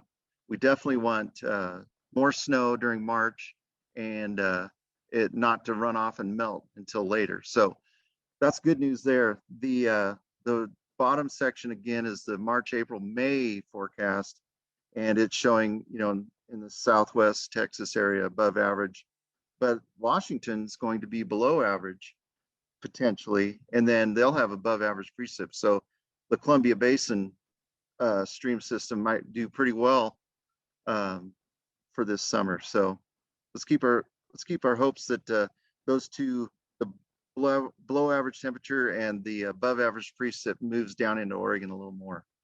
Next slide. So this is a really great depiction of our water conditions in Central Oregon. This is a graphic produced by the Bureau of Reclamation. They call it the teacup diagram, and we are looking at March 1st conditions. The start over on the right-hand side, Crooked River inflows into Prineville Reservoir have been running between 100 to 200 CFS over the last couple of weeks. The outflow has been held steady at 50 CFS throughout the entire winter. The ideal outflow would be 80. So given a little bit of margin of safety going into this storage season, because the Prineville Reservoir was fairly low beginning in the storage season. You can see Ochoco Reservoir at 17%. I was on a phone call yesterday or Tuesday, I can't remember. They said, the Bureau of Hydrologists said there's 0% chance Ochoco will fill. I agree with that. However, I wouldn't discount or not place any bets on Prineville. There could be a chance that it could fill this year. Their forecast preliminary was 100 and some thousand, just over 100,000 acre feet of inflow, which is disappointing. I think that's low. I think when the forecast does come out, it might be a little higher than that. So there's a chance that Prineville could fill this year. I'm going to be optimistic. Then moving over to the left side of the chart, the Deschutes Cascade reservoirs. We look at Crane Prairie Reservoir at 47,000 acre feet. It is right on target for the spotted frog HCP requirements. And so that reservoir prior to the HCP would have been at about 29,000 acre feet. We would have held Crane Prairie below 30,000 acre feet given the contents of Wickiup. So there was a management arrangement between the two reservoirs. And like I mentioned early on, the spotted frog has changed management in the basin dramatically. And one of those changes is the operation of Crane Prairie Reservoir. We don't operate it really at all like we used to. It's held at a certain elevation through a good part of the summer and then released in the fall. And then it's brought back up to a certain elevation, 47,000 acre feet by March 15th. So a significant change there. So you can't really compare what Crane Prairie has in it as into the past because the management's not the same anymore. Wickiup Reservoir at 102,000 acre feet, 51% full. So just so folks know, this is the lowest Wickiup has ever been in March since it was built. So it is definitely a factor of dry conditions, multiple years of dry conditions, and the change in management out of the outflow out of Wickiup. So normally you can see the outflows at 106 CFS. In a year like this, we would have had the outflow at 20, but now it's 100. That's an ESA requirement that we do that. And then Crescent Lake is, it's an interesting reservoir. Its drainage is about 60 square miles, and it never can fill in 1 year. It takes multiple good years in a row to fill that reservoir. And as a consequence of multiple bad years, it is fairly low. I don't know what the percentage is, but it's pretty low. And it's going to take some significant good years to bring that thing back up. One thing that is important as well is that Tumalo Irrigation District has done substantial piping, and their withdrawal from Crescent Lake Reservoir has diminished significantly over time. So they don't draw as much as they used to. So that supply, once it fills up again, it's gonna it's going to sustain water supplies for Tumalo Irrigation District a little bit longer than it used to, given all the piping and efficiency improvements they've done. That district has done quite a bit over the last decade. Let's see, next slide. All right, so I hope everybody's sitting down when they look at this slide. This is Wikiup Reservoir March 1st contents from 1948 on. And you can see that our climate and weather is fairly cyclical. And you can see that moving 5-year moving average line, the orange line there, kind of shows almost a periodic cyclical nature to water supplies. So the last really good years were in the late 90s. Prior to that was in the mid 80s. We had some really dry years in the early 90s. And then from about 2001, we've had some pretty dry years, but there's been just enough water and very careful management to get Wikiup to fill. However, if you look at the last three there in that poor 2021, where we're at there, the graph shows the y-axis is from 100,000 acre feet to 200,000 acre feet. So it's showing just above 100,000 acre feet for this year, the lowest recorded starting point. So I hate to share this bad news as one of my last slides, but it's the reality where we're at. I think this year the snowpack is, well, it's better than last year. So we should see more runoff this year than we did last year. The numbers on the last year's snowpack are there's something strange about what happened. The snowpack for most of the winter was roughly 75%. And then right in the end of, or the beginning of April, it jumped up and it appeared that we had 100% of average, but the runoff and the decline in the snowpack water content just dropped off dramatically. And we had one of the lowest runoffs in the Crooked River last year as well. So there were some anomalies with that snowpack reading. And but I think this year we're doing a little better, and we should see more runoff this year. So hopefully natural flow will be a little higher than we had last year, and that'll give North Unit a little bit more water than what we're seeing right here on this graph. And I think that is probably my last graph. Yeah, this is a water master from Aubrey Perry from 1933 to 1960. And the guy that's with him his name is Jack Frost. He worked for the Snow Survey. And this is from 1940 to 1945 up at Dutchman Flat. We've been collecting manual snow readings at that area for 75 years. And I'll take some questions. If you've got any questions for Kyle, go ahead and you can unmute yourself and ask, or you can put them in the chat box and I'll read them out. Hey, good job, Kyle. Thanks.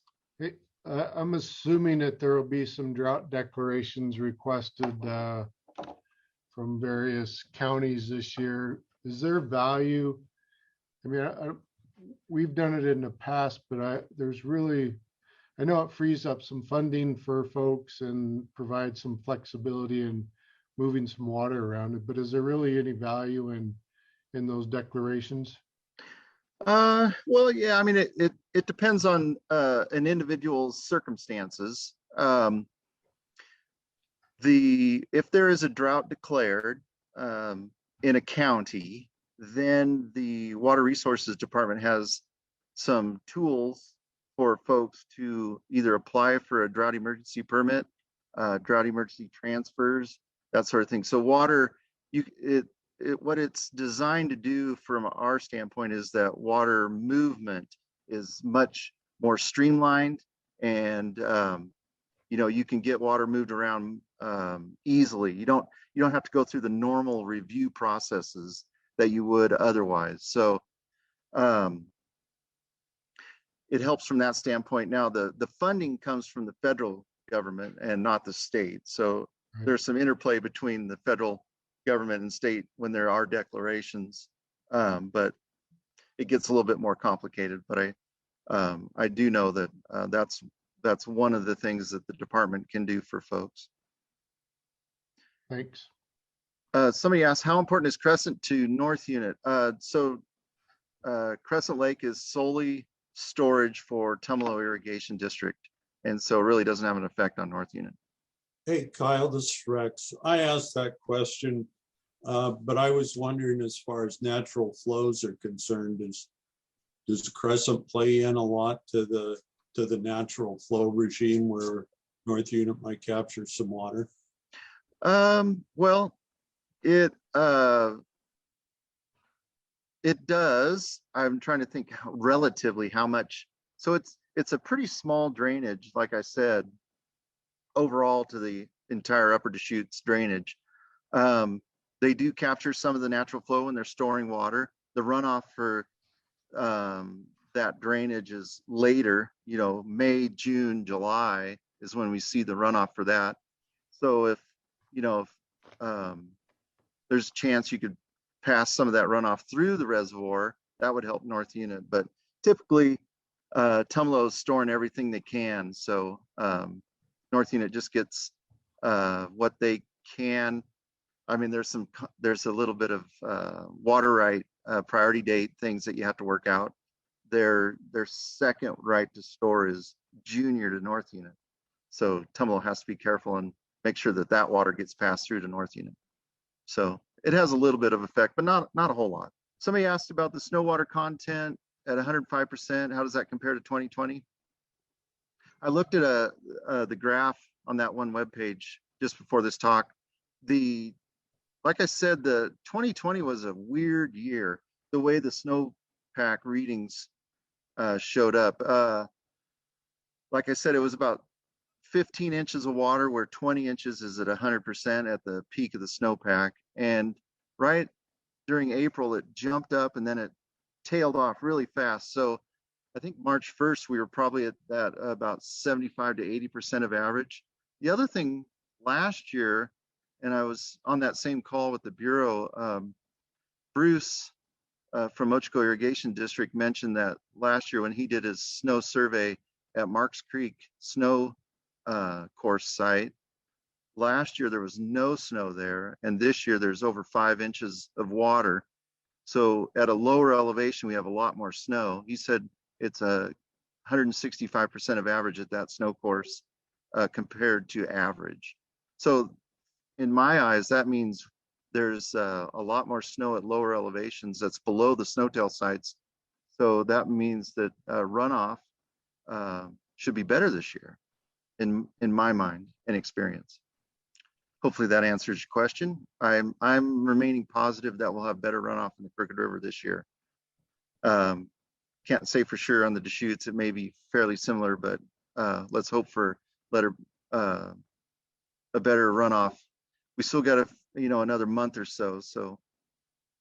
And the weather forecast is for more snow coming up this weekend. So let's hope we get lots.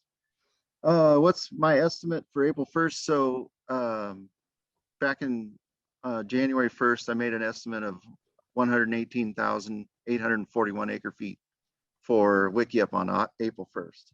So I'll stick with that. Any other questions? We've got plenty of time. If you've got any questions for Mike or Kyle, now's your chance. Oh, it looks like there's a math question in there, Kyle. I'm going to let you tackle that one. Now let's see.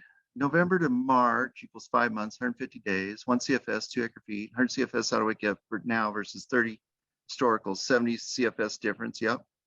140 acre feet a day, 150 days. Yep. That sounds right. But it actually is an 80, we would drop down to 20.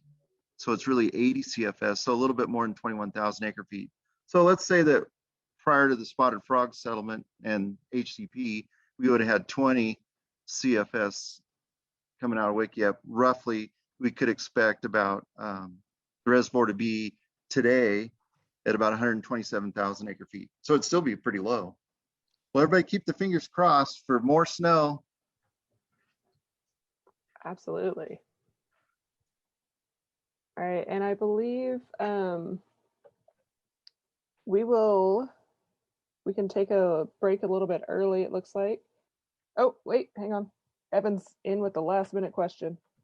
When will determination for water allotment happen? We have a board meeting next Tuesday.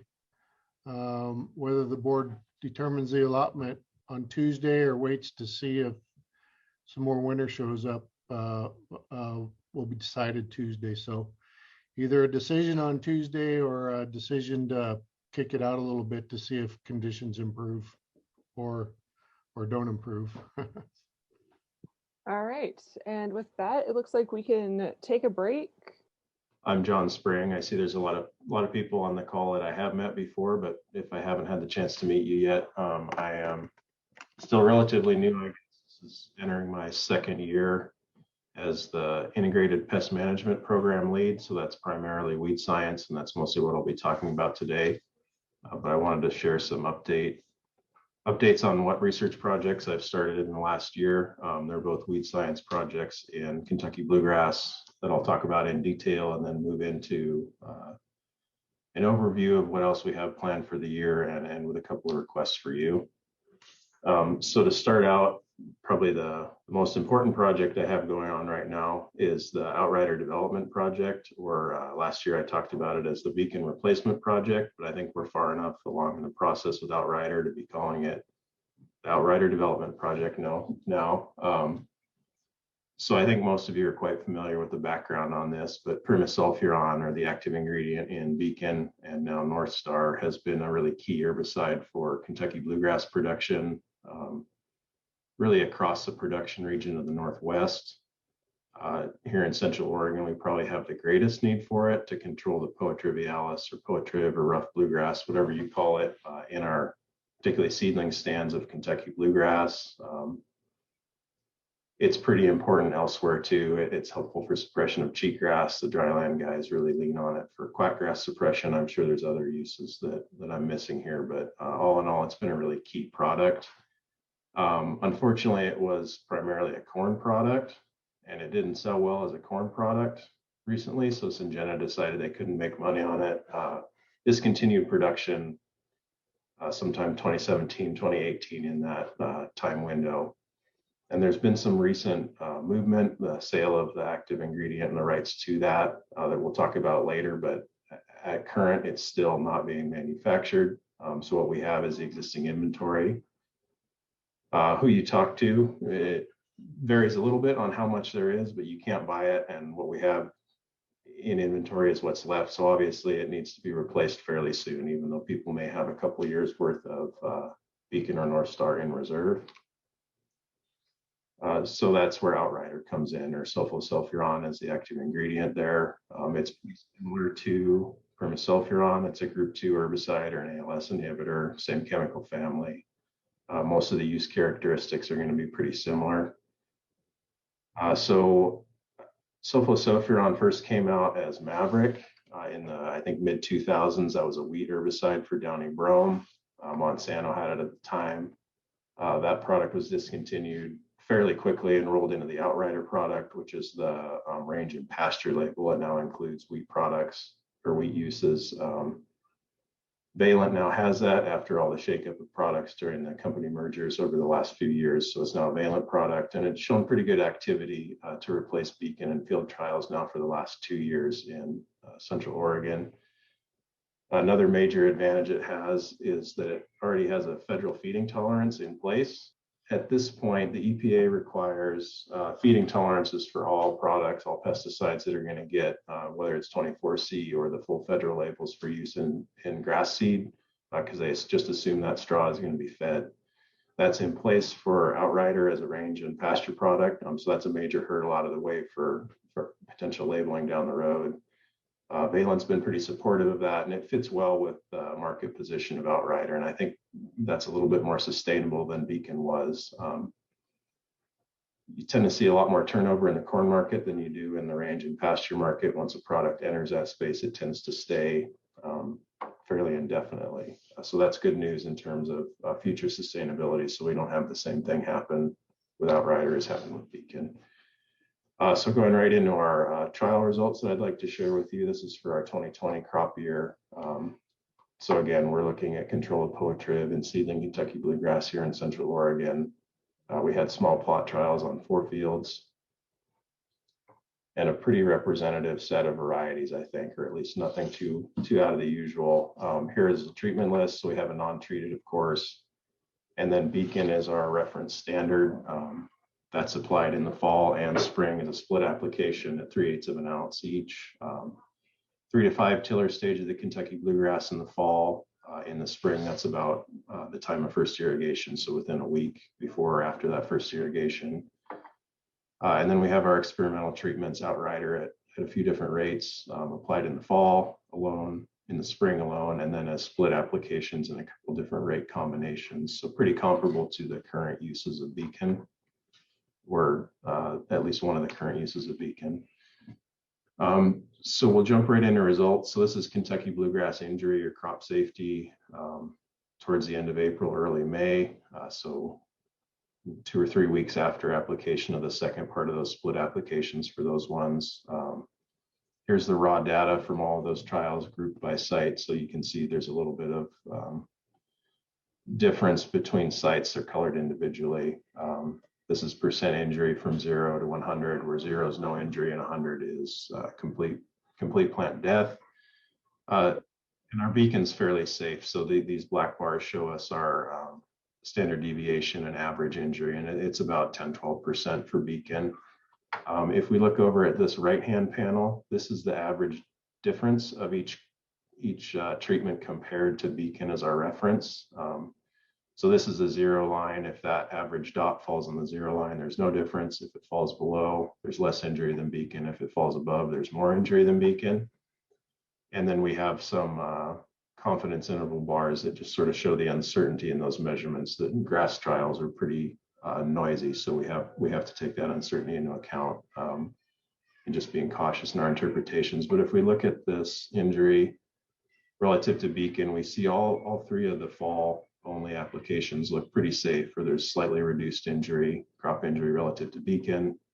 If we apply that in the spring or as split applications, we see that injury start to creep up 5-10% over Beacon. So if we look at yield, I guess the same pattern kind of continues. So this is the same graph.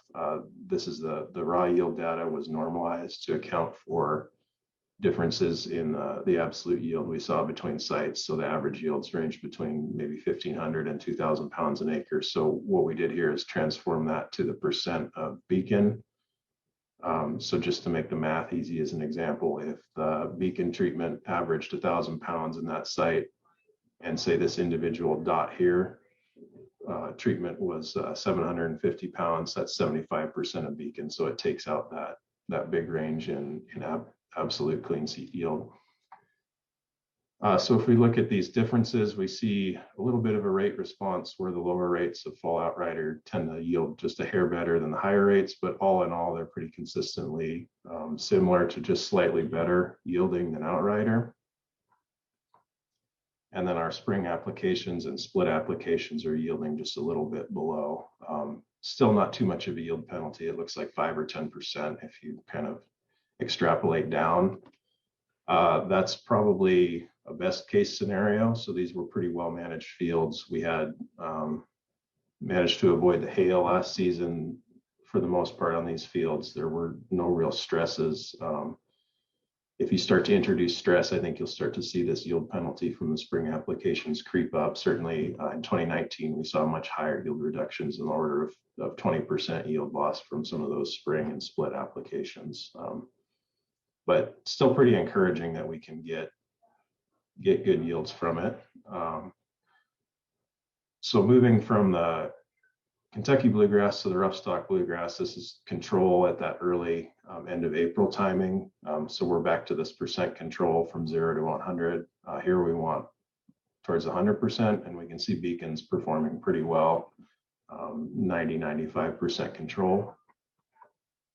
If we jump over to this average difference, we see a really clear increase in control as we go up with rate and Outrider, like you'd expect. The 3/4 ounce applied just in the fall has really good control, so a little bit better than Beacon. And here you can't get much better than 90%, right? You can get up to 100% control, which is what we're seeing on most of these treatments. So it looks pretty good at this time of the year. spring applications don't look nearly as good. So if you miss that fall application window, the POA is pretty big by the time you get to early April. So we're just not seeing the control there. And then split applications also look pretty good. So the fall plus spring, with the exception of this lower rate, we see a little more uncertainty around that, but the rest of them look quite good control wise. As we get later in the season, so this is at heading, this is a picture of a non-treated check, and you can see these purplish red heads are all individual POA plants. So this is a no herbicide check again, but it shows the level of pressure we had in some of those plots. It's really hard to pick those individual plants out to get good numbers, especially a number of the sites were lodged by the time we got to these ratings. So the best we could do is take a categorical rating from 0, which would be 0 POA plants, 1 and 2 plants per plot, and then 3 was 3 or more individual plants per plot. So this is clearly a 3, right? The highest level that we rated it at. So here are those data. Sites are not combined here. They were just too noisy to do that, but we see our beacon check in this green box. And then the average and range of those categorical ratings. So at site 1, we see that we did have some POA in even the beacon plots. Our outrider plots are fairly similar. They may be a little bit higher. So these peach boxes show sort of the kind of equivalence range to beacon. If the mean for the treatment falls in that box, it's probably pretty similar to beacon given the amount of variability we had. We can't separate things cleanly. Spring applications here clearly are not controlling that POA no surprise. And then the split applications are all looking pretty similar to a little bit better than beacon, especially at those higher rates. At the second site with POA there's just too much variability to see much, and this is one of those ones that was lodged, so it really affected our ability to rate it accurately. And then at site 3, we see pretty poor performance in terms of total control or elimination of POA in all of the single applications, both fall or spring. And then our split applications are actually looking pretty good. There's some variability, but they seem to be a hair better than the beacon. And I just want to emphasize that beacon doesn't control POA on its own. It's not that great. So usually you have hand crews, hoeing, or other applications that are needed to supplement beacon too. So the outrider doesn't give complete control, but neither does beacon. So to summarize what we saw this year, the spring applications are clearly not interesting. We get bad control and high crop injury. So that's a losing combination. Fall applications were pretty encouraging this year. We had good crop safety and pretty decent control. Maybe a little bit less than beacon, but not drastically, certainly at useful levels, and particularly when you put it back into a full field management with hoeing. And then the split applications, we saw more crop injury, so probably up to 20% would be my estimate. We didn't see that injury this year in a good growing situation, but last year with a little more stress, we did see injury. But we have up to 20%. But if you're looking at a field like this, and again, this is a non-treated check, which is really valuable to look at. We often don't see those unless it's a skip or in a side-by-side comparison in a trial, but you can see the pressure of POA that some of these fields have. So all of these larger plants that are still in the boot are POA, and then the Kentucky bluegrass is starting to head. And if you're faced with a situation like this in a market and a variety that you can't tolerate POA contamination, 20% yield loss might be an easy trade-off to take if you're thinking about the alternatives being hoeing or excessive cleaning, what have you. So I think both the fall and split applications may have a role to play. And then finally, we did have a couple sites that were accidentally oversprayed with the regular rate of beacon when the field was being treated. And we didn't seem to see any kind of additive injury or total chemical load based injury. So we got injury from outrider, got a little injury from beacon, but they don't really combine. So That's really good news that we may be able to combine the two products and stretch our beacon reserves. So use Outrider maybe in the fall when it's safe, and just half of the beacon you typically use in a split application with that spring only portion of it. So back to the, I guess, statement that permasulfuron is not being manufactured. And I think a lot of you may have seen this by now. In December, Gowan announced that they'd purchased permasulfuron and all the associated rights, so Beacon and North Star, from Syngenta. So does that mean that Beacon is back and all this Outrider work is irrelevant? And I think, unfortunately, the question is no. There's probably pretty lengthy delays to be expected, at least if we're going to be realistic on the return of Beacon to Kentucky bluegrass. So I just wanted to kind of go through the process of why we should expect delays. So number one is they have to actually start physically producing product. So presumably Gowan wanted to produce the product. That's what buy it. But per discussions I've had with their reps over the last few weeks, they're not currently producing any Beacon physically, and they still need to work out with the primary manufacturer who's going to do it. So that should be a short delay, and then Beacon will be physically available for purchase again in the supply chain. That reverts to the Section 3 uses, so the federal uses, that's the full label, just corn essentially. So you may be able to buy it, but will it be legal in Kentucky bluegrass at that point? The answer is probably no. So per the EPA, if Beacon has a Gowan logo on it, that's a different product entirely than Beacon with a Syngenta logo on it. It's new. It needs a new 24C or special local need label for Kentucky bluegrass. And that's where the delays come in. So a couple potential hiccups or stops along the way. Number one, Gowan has to decide that they can make money selling Beacon for Kentucky bluegrass. And it seems like they're very interested in it, but that's talking with development reps, and you never quite know what happens as it goes up the corporate chain. So that's one potential for delay, but assuming that they want to go forward with it. The second, again, is that new label that's needed. It gets a new EPA number, so it's a new product. And that's where the delays can get lengthy. So you need to have, as I mentioned, the EPA requires a feeding tolerance for all new pesticide registrations for anything that's going to be used in established grass. There has been a historic workaround for labels that are only seedling use to get away from that feeding tolerance, but Gowan is not interested in that market space. They want all Kentucky bluegrass, so it requires that feeding tolerance. And Beacon doesn't have that. So the original 24C labels for Beacon are old enough that it was that requirement wasn't in place when that label came through, and it was just kind of grandfathered in and rolled along over time. But with that reset to a new label, we have to get that feeding tolerance, which means the IR4 project. Gowan, of course, isn't going to pay for that. It's a very expensive process, and they're just not going to make their money back on a minor crop. That's exactly why the IR4 project exists, but there's a lot of minor crops with a lot of high priorities, so you kind of have to get in line and wait. So even if that feeding tolerance went right into their priority this summer during their annual review process, we're still looking at probably a minimum of 4 years to get through that process. If it gets delayed, that's of course stretched out. So the overall outlook, Beacon may be back, but it won't be soon. So probably no sooner than the 25-26 crop year. And that's a best case scenario.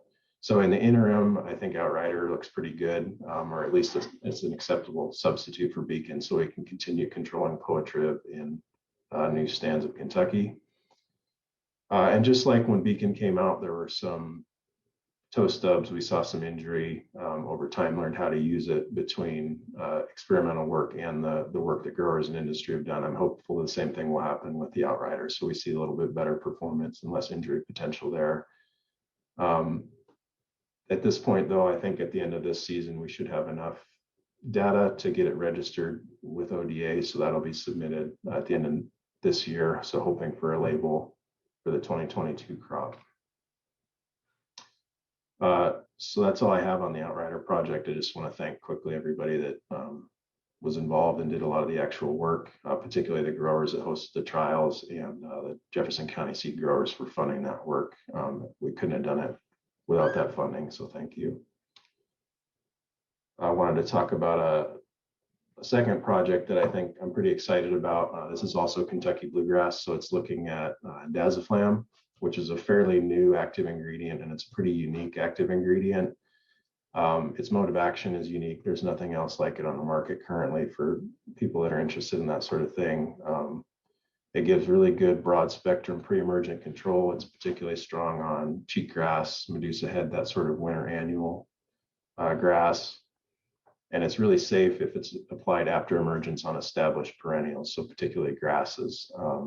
This isn't work I've done, but you can see how well this product works in Colorado. This is pretty infested rangeland pasture. This is downy brome and Japanese brome, or cheatgrass and Japanese brome in the cured heads, or this tan color you see.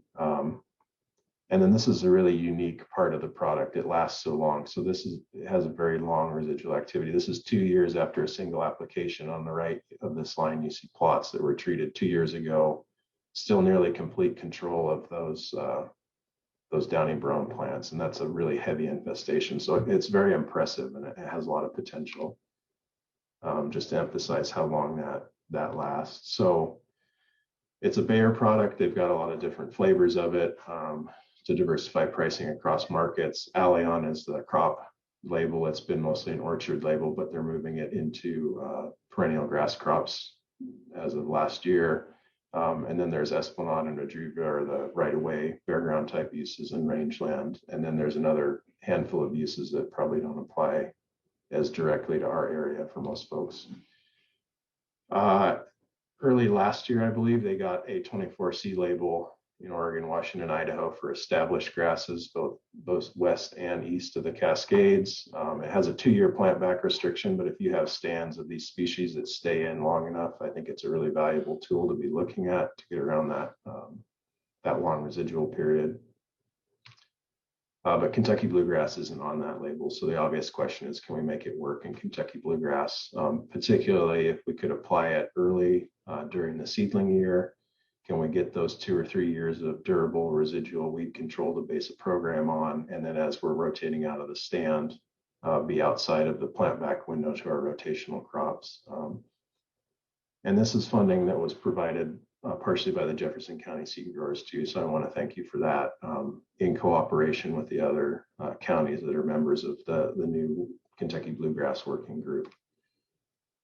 So these are small plot trials. We have them both here in the Madras area and LeGrand with Darren Valenta. And you can see our treatment list. There's 3 application timings rather. An early application, so 3 to 5 leaf grass. A later application, 3 tiller grass, so about the time you put on your first strata beacon. And then 10 tillers, so that'll go out yet this spring, and then across 3 rates. So this is some early ratings in October. This is the Union County site here in the middle, Jefferson County site on the right. At that early timing, regardless of rate, we're seeing pretty severe injury in Union County, not so much in Jefferson County. But then once we get to tillering, we see really no injury at all. And that's pretty exciting. So you could start that residual period somewhere around grass tillering if this holds out. These are the plots a couple weeks ago in Madras. On the left-hand side, you can see the non-treated. On the right-hand side is that highest rate at the early timing where we did see a little injury, but visually above ground. I don't think you'll be able to pick it out in this photo, or it's very slight, and that's the point. It still looks pretty good. If we look below ground though, we can see some pretty dramatic treatment differences. So Indaziflam is primarily a root growth inhibitor, and you can see it's really inhibiting root growth right on this early timing at the high rate. But between the check and the high rate after tillering, there's really no visual differences. Those roots are pretty healthy and normal looking. So again, just reflective of that, there seems to be a shift around tillering that we can get safety, but if we apply it before tillering, that's just too young. But still, that's pretty exciting. So these trials will continue through you to confirm that. But if it continues to work, I think it could be a really excellent tool for Kentucky bluegrass, and I'm pretty excited about it. And Bayer seems to be too. Obviously, they're interested in expanding it to grass uses, and they've been very supportive in the conversations that I've had with them on this particular project. So this is just a quick overview of all the other projects. Many of them aren't as far along as the two I shared, but I did want to just, I guess, justify my existence a little bit and share the projects that we do have going on in the IPM program for this year. So we have the two we talked about, an additional herbicide program and established stands looking for improved downy brome control, trying to get a start on alkali grass. So that's sort of an emerging weed for Kentucky bluegrass. My understanding is that it's not such a problem for us here, but it started in the dryland growing regions in Northeast Washington. It's been moving its way steadily this direction. It's made it as far as Patterson, so just over the river in Washington. It's something we need to get ahead of. So I'm trying to, I guess, collect information to see where we need to start on that from a research perspective. And then some cooperative efforts looking at bill bugs and mustard covers. In carrot seed, we did some work last summer surveying weed escapes in carrot fields. So we surveyed 43 fields and collected 62 different accessions of weeds that we need to screen for resistance this year in the greenhouse.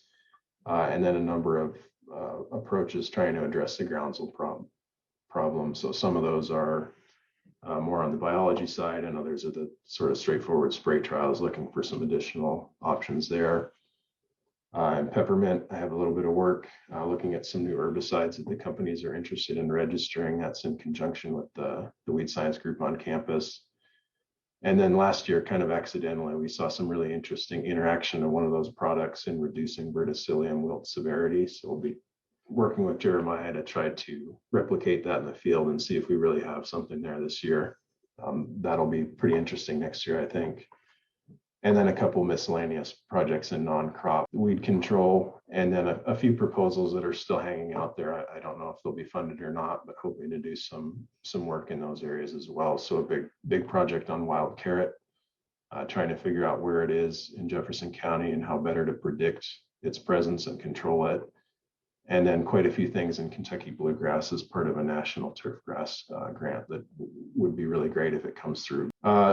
So with that, I'd like to end with a couple of requests for all of you on the call, particularly growers and agronomists.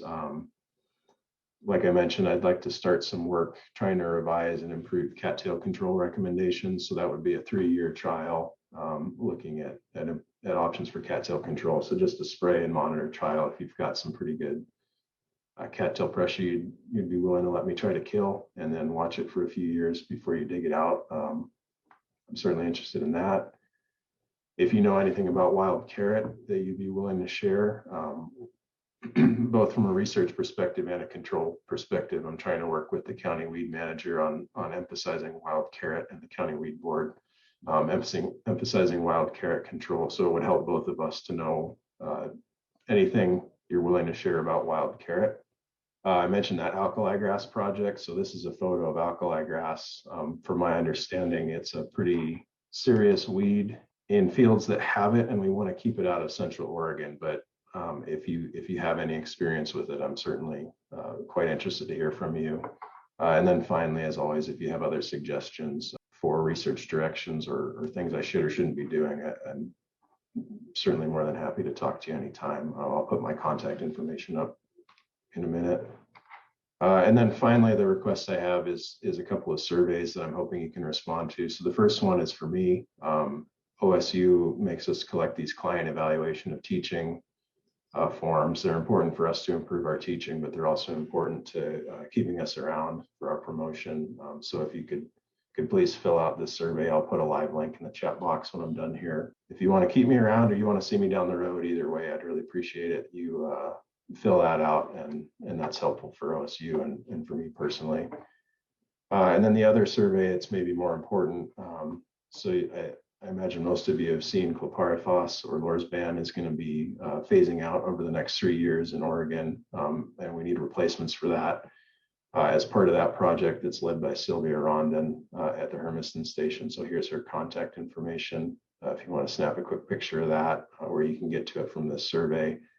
They're trying to figure out how people are using OWRD and where the highest priorities for developing replacement products are. So fill out the survey to represent your crops. If they don't hear from a certain crop group or user group, often the research just doesn't get done, no matter how important it is. So I'll paste a link to that survey in the chat box as well.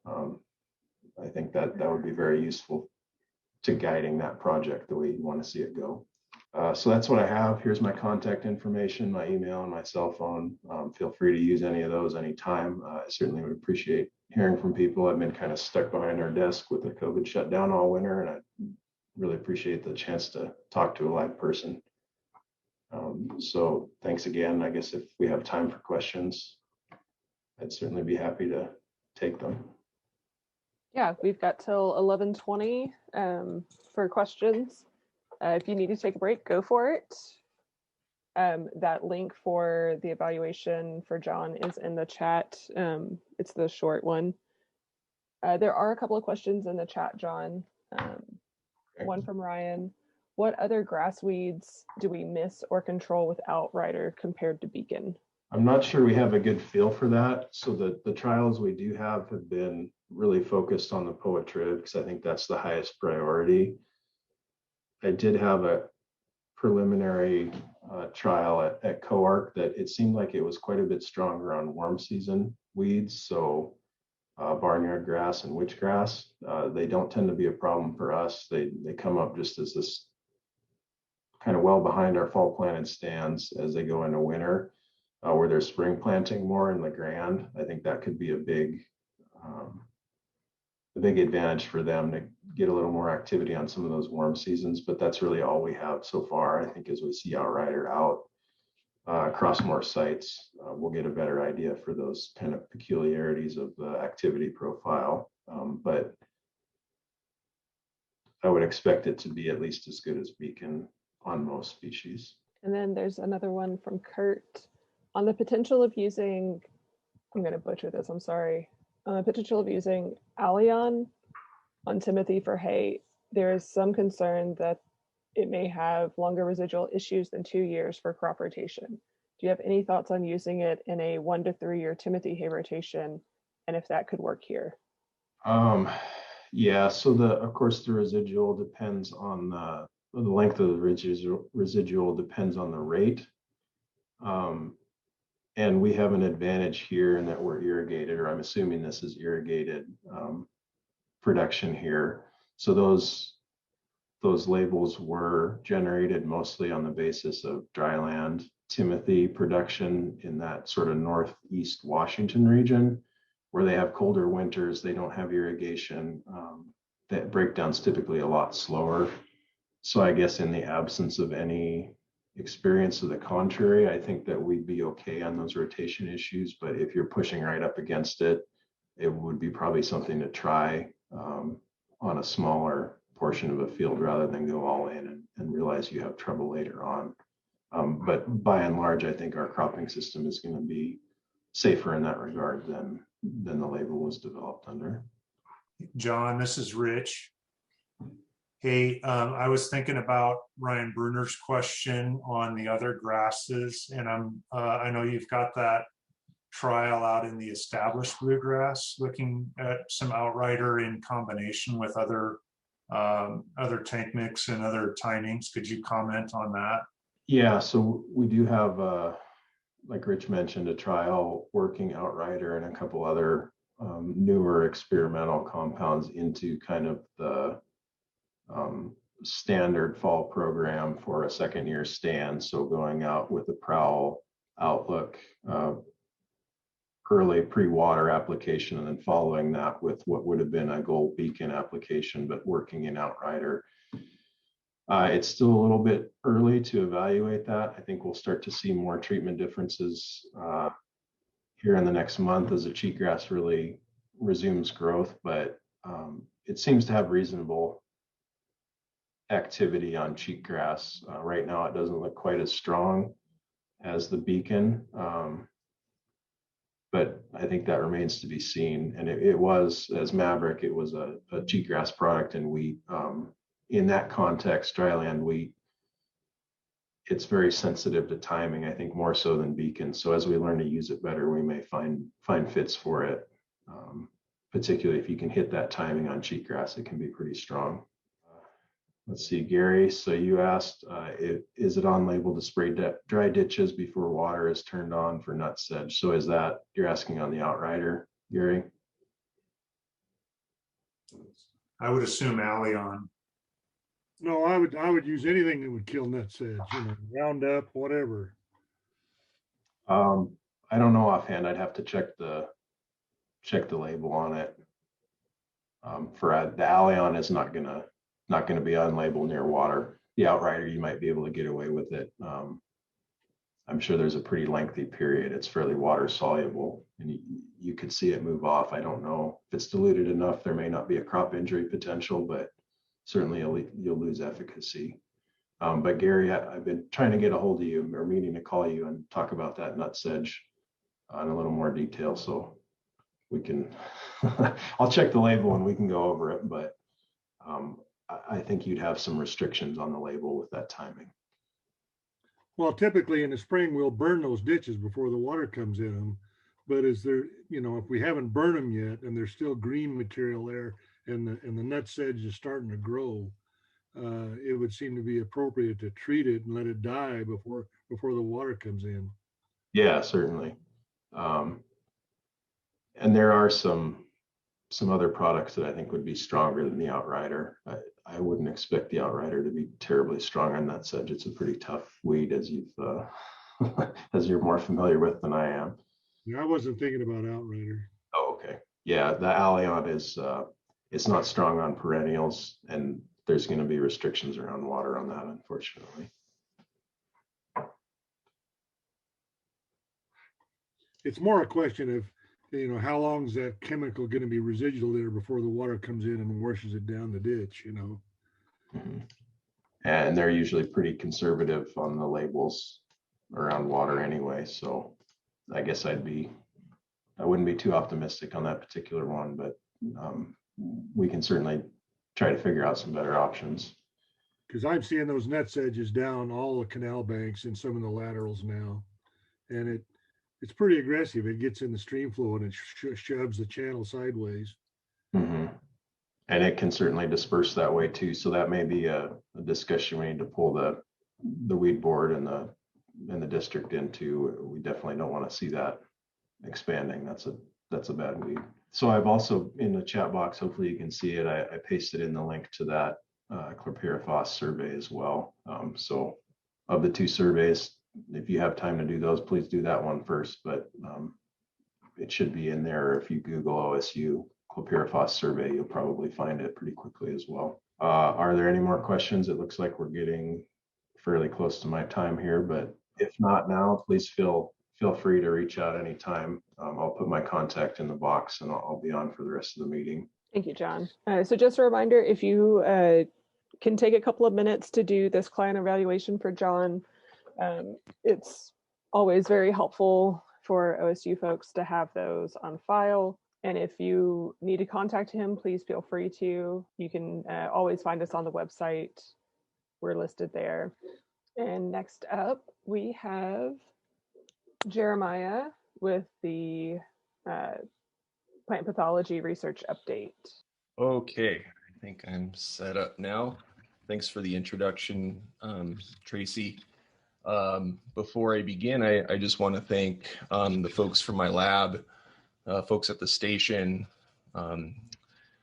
faculty and staff in the department and college for really being able to work with us to get the research done this last 2020 season. It was a difficult year for everybody, but we were able to get most of the things done that we planned to do, and everybody, to my knowledge, stayed healthy. So today I'm going to be talking primarily about just two projects, but before I do that, I want to acknowledge the cooperators and collaborators on the projects: postdoc Ken Chung, Hoyt Downing here at the station, Ken Frost at Hermiston, and Darren Walenta in LeGrand.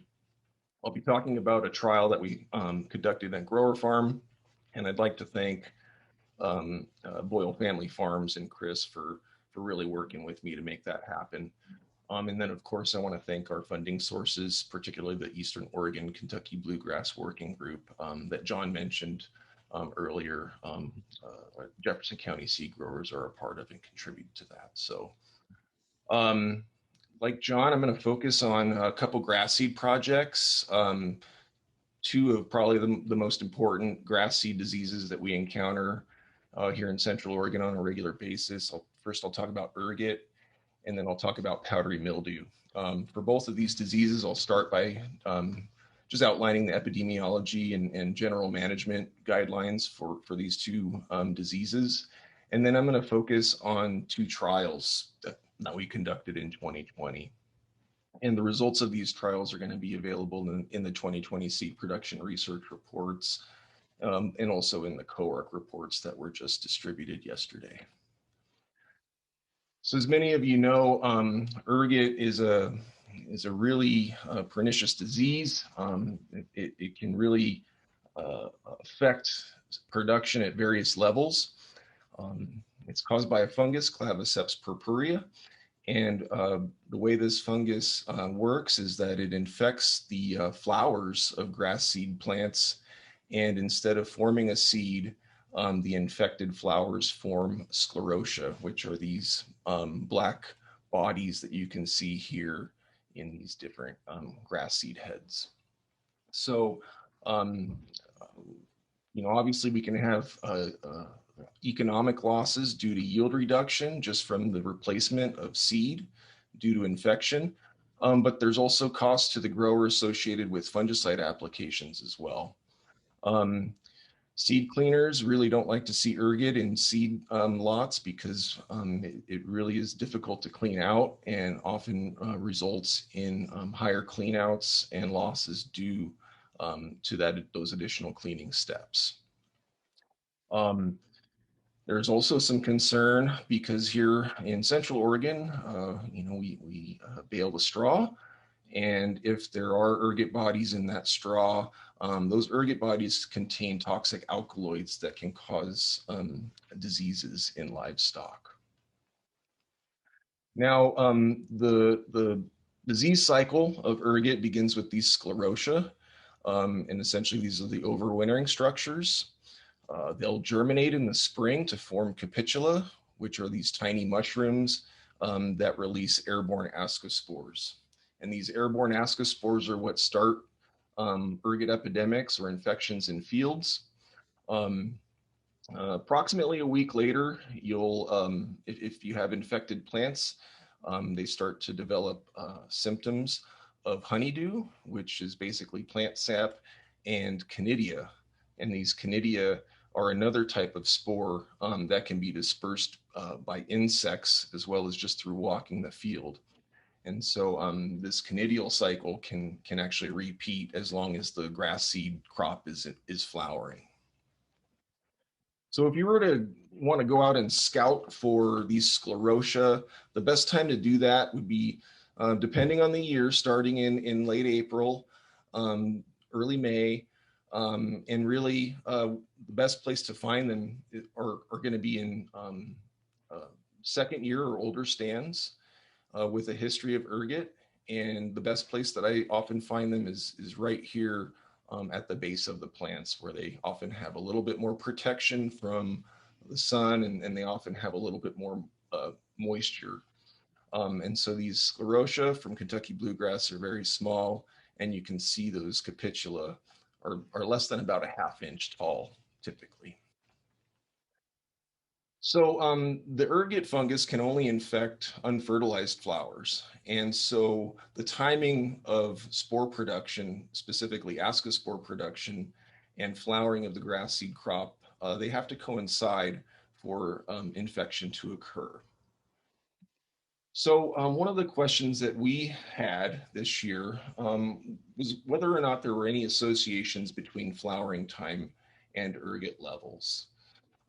We've done some work in the past with perennial ryegrass showing that earlier flowering cultivars actually had more ergot compared to later flowering cultivars. But we wanted to see that we wanted to see if that also held up in Kentucky bluegrass across different cultivars. So we did these trials here in Madras and also in Hermiston. The plots were 30 feet by 6 feet, and they were replicated 4 times. And each trial at each location had the same 16 Kentucky bluegrass cultivars, and we classified them as either early, middle, or late flowering cultivars based on information provided by the seed companies. And then at the end of the season, we evaluated each cultivar for disease incidence and severity. So these trials weren't treated other than treatments for powdery mildew. And this is what we observed. Here in Madras, we saw a significant difference in disease incidence among these cultivars. And what we saw was that the late flowering cultivars had the most amount of ergot compared to the middle and the early flowering cultivars. And it was significantly more than the mid flowering cultivars.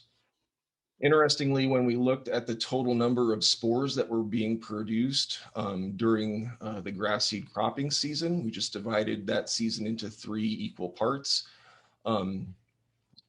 We saw that over 80% of the total spores were being produced later in the season. Now in Hermiston, we saw significant differences both in incidence and severity. And in just as in Madras, we saw actually opposite of Madras, we saw the lowest amount of ergot in our late flowering cultivars and the greatest amount of ergot in the mid flowering cultivars. And again, that somewhat corresponded to the percentage of total spores that we captured in each season. So what does this tell us overall? I think this does provide us with a clue that perhaps breeding and cultivar selection could be important avenues for ergot control, i.e. Trying to find cultivars that might flower earlier here in Madras or later in Hermiston. And so I think hopefully this information can be helpful for breeders as well as for seed companies. And we are planning to repeat this trial here in Madras this year. So with that, I'm going to move on to powdery mildew. This is also another disease that we frequently see here in Central Oregon. It's caused by a different fungus. It's called Bloomeria graminis, form of Specialis poae. It's commonly observed on all types of grasses, cool season grasses, tall fescue, fine fescue, even perennial ryegrass. But the good thing is these forma specialis are host restricted. So the powdery mildew that impacts your Kentucky bluegrass won't jump onto your wheat crop or vice versa. Also, they won't jump onto your carrot crop either. So they're very host restricted. In terms of the epidemiology of the disease, it overwinters on infected plants, either as mycelia in green tissue or as these overwintering structures called chasmathecia. Now in the spring, as the temperatures become more conducive for fungal growth, infected plants will start to develop this white powdery mildew. And that mildew is actually the development of these spore chains that you can see here. And those spores are wind disseminated. Now, one of my mentors, Phil Hong, he's now retired. He did a lot of work on powdery mildew in grass seed crops. And I just need to give credit for the information on this slide because a lot of it was lifted from one of his past grass seed field day handouts. So Phil's still working even in retirement. But overall, some generalizations that we can make about powdery mildew is that first year seedling fields are generally more susceptible. but not all varieties of Kentucky bluegrass are going to be equally susceptible. The nice thing about powdery mildew is that in general, 2 fungicide applications applied 4 weeks apart often provide excellent control. But then we also have to deal with rust and ergot as well. So we need to keep that in mind as we're selecting fungicides for these 3 different diseases on this one crop. Something that's been shown through several years of work is that the DMI or FRAC3 fungicides, they end with the conazole, tend to work better than the QOI fungicides that are in the FRAC11 group, the strobilurins. Something that I think we see each year is that this disease often is most severe in the spring and in the fall. And that's because even though the fungus can grow over a wide temperature range, the most ideal temperature range for its growth and development is between about 60 and 70 degrees Fahrenheit. Now, as I mentioned, 2 fungicide applications made about 4 weeks apart generally provide good control. There are a lot of products that are currently labeled for mildew control in grasses grown for seed, and I encourage you to reference the Pacific Northwest Plant Disease Management Handbook for labeled fungicides. However, these fungicides mostly fall into 2 different classes or 2 different FRAC groups. So there's always going to be a need to evaluate new fungicides for mildew and ergot management and to reduce the potential for fungicide resistance development. Something else that I think is not entirely clear is if there's any relationships between mildew severity and yield. So this last year, we conducted an industry-funded trial in 2020. And we did this in a grower field. This was a first year furrow irrigated bluegrass field. Cultivar was Rhythm. Our plots were 30 feet long and 10 feet wide, so they were 4 beds wide. And it was, we had 4 replicates of each treatment. So we first applied our fungicides on April 8th when plants were about 2 to 5 inches tall. And then about 4 weeks later at the late boot to early heading stage, May 7th. And this was all done with a backpack sprayer.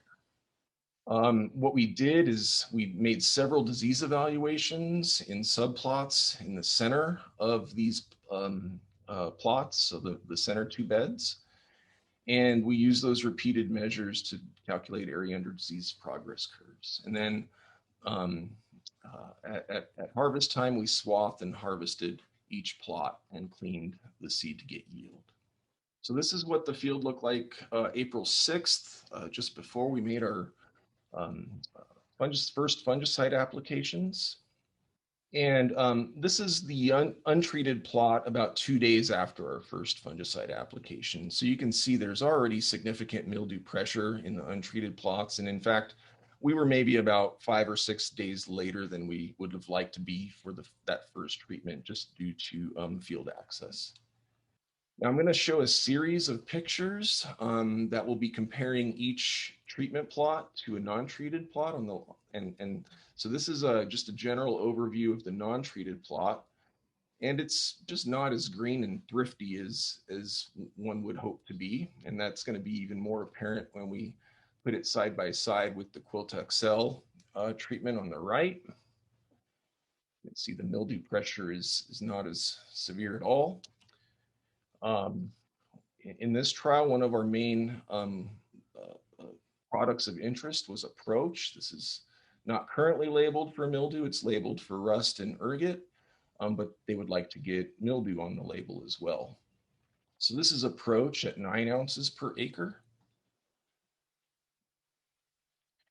Another combination that we wanted to look at was Approach with Propamax.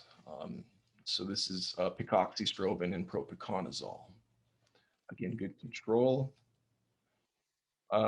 Another treatment was Approach at a reduced rate, 6 ounces per acre with propiconazole. And then we also wanted to look at some currently labeled fungicides that might be more cost-effective options, because I always get those types of questions, can we use some of the older chemistries that are cheaper? So this is tebuconazole at 8 ounces per acre.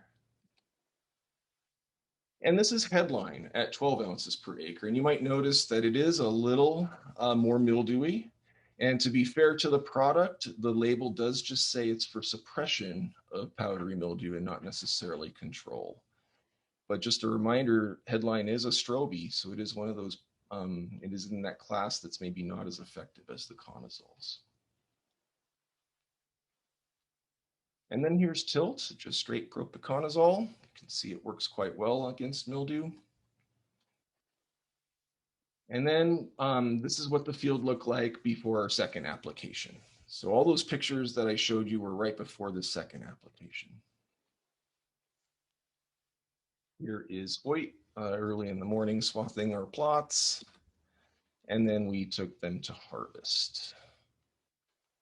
So here's the data. We have the non-treated, we have the treatments on the left, non-treated at the top.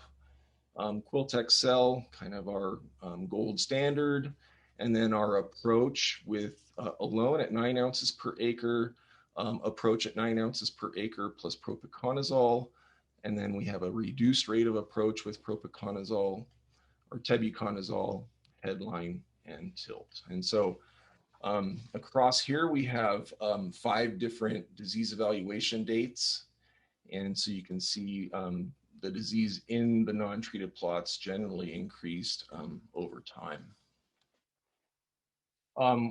What we can see is that the Quiltex cell and all 3 approach treatments, either alone or in combination with propiconazole, significantly reduced mildew at all 5 evaluation dates. Tilt was also effective at all 5 evaluation dates. Tebustar started to show its effect here after the 3rd evaluation date. And then even at the final evaluation date, headline had significantly less mildew than the non-treated control, although it was the 2nd highest in terms of mildew severity. When we look at the area under disease progress curve, this is an accumulation of disease over time. We can see that all the treatments except headline were significantly lower than the non-treated control. One thing I want to point out if we look at these area under disease progress curve values, we have the non-treated here. Headline is pretty high. Approach alone is fairly high. And Tebustar is fairly high relative to say Quilt or approach with Propimax. And so I wanted to point that out because I was talking with the grower one day and he mentioned to me that he could actually see our plots from some of the aerial imaging that he was doing. And so this is just a section of that field, and you can actually see our plots here in the lower left corner. We zoom in, and again, this is kind of granular because we weren't really planning to do this, and this was a field scale image. But when we overlay our plots onto this image, we can see that the control plots tended to be less vigorous compared to, say, the Quiltex cell plots. And then also the approach at 9 ounces per acre alone and the headline also showed less vigor compared to maybe some of the more effective treatments. So this was really interesting to see, and I think maybe this shows some potential for the use of aerial imaging for either disease evaluation or disease detection. Going to yield, we did not see any significant differences, but we did see differences. And they were almost significant with a p-value of 0.076. You can see our non-treated control yielded about 1,100 pounds per acre, and all of our treatments yielded better overall than the non-treated. what was also interesting was that headline, even though it seemed to have less efficacy against mildew, also yielded quite well.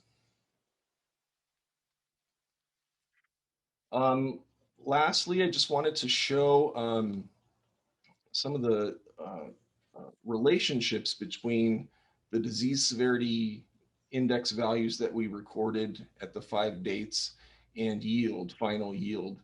And we can see that the last 4 evaluation dates, as well as the AUDPC values, were significantly correlated with yield, where essentially a greater disease severity index resulted in a lower yield. And we explained about maybe 50% of that variation in this trial. So before I wrap up, I mentioned before that we took this trial to yield. John showed some trials taken to yield, and really that was due to the recent establishment of our research scale seed cleaning facility here. It was funded by a grant from the OSU Research Equipment Reserve Fund and also stakeholder support as matching funds. So I'd like to thank our stakeholders, and I'd also like to thank some of the seed cleaning guys for coming over and showing us how to use this stuff. So with that, I'd be happy to take any questions or thoughts, ideas on powdery mildew, observations on ergot or mildew. Thank you. Jeremiah, you've got a question in the chat. You indicated that the conazole chemistry tends to be better on mildew than the strobe chemistry. How does mildew severity affect this performance difference? When used in combination, does the strobe increase the treatment frequency? I don't know if there's if severity, how severity affects the performance. In general, I would say, the later you put on that first application, the harder it is to catch up, regardless of what chemistry you use. In terms of the treatment frequency,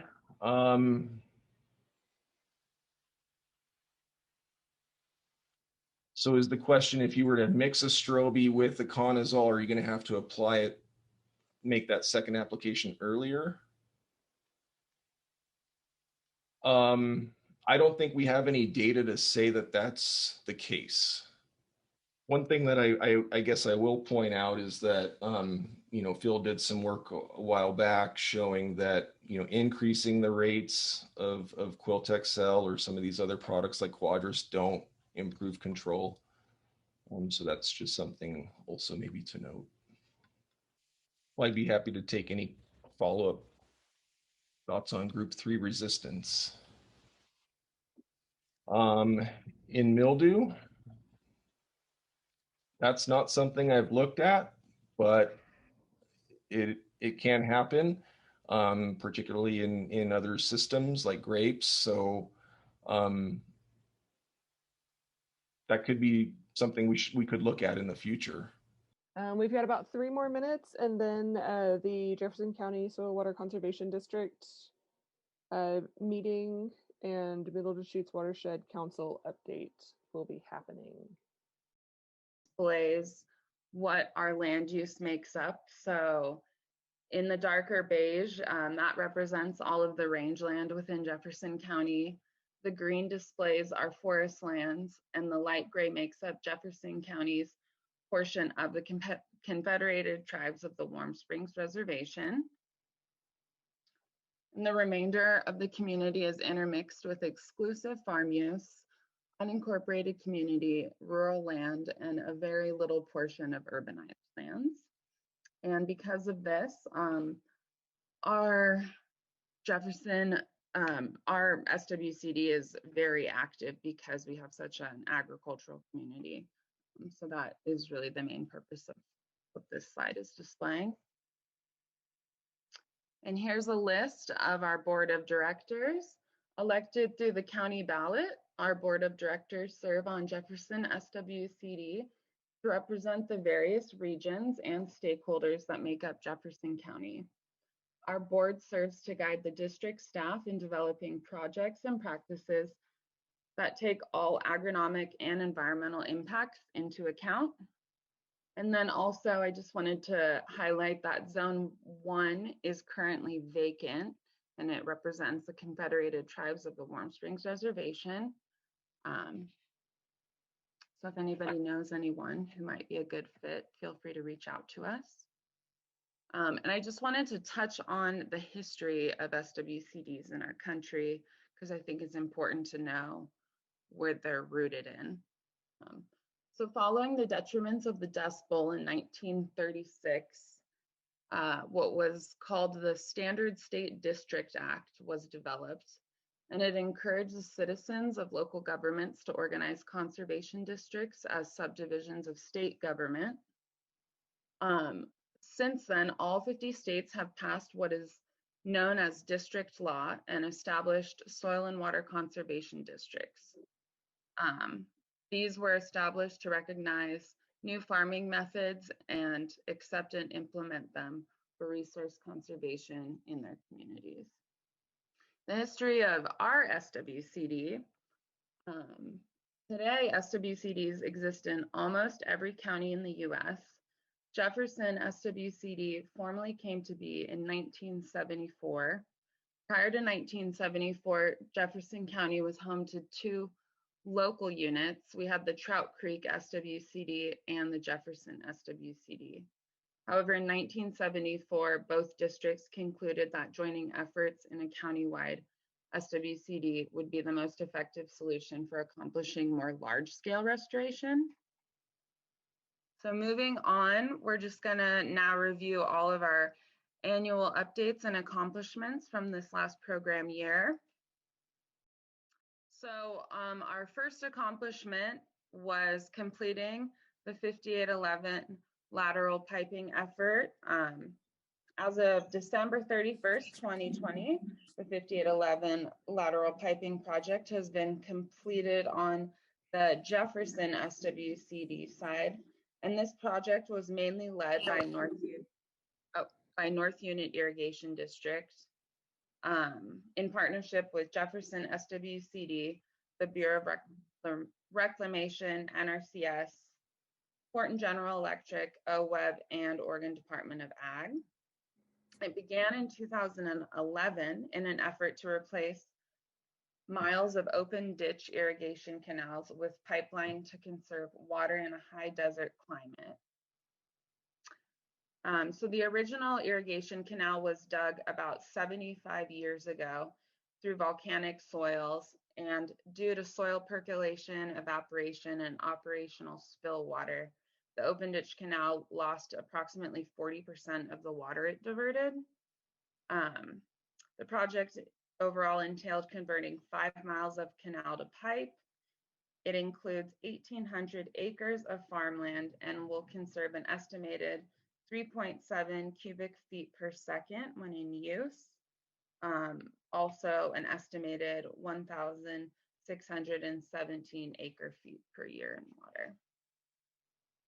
So that was a really big accomplishment, and it was a huge project as well, as we've touched on it today already.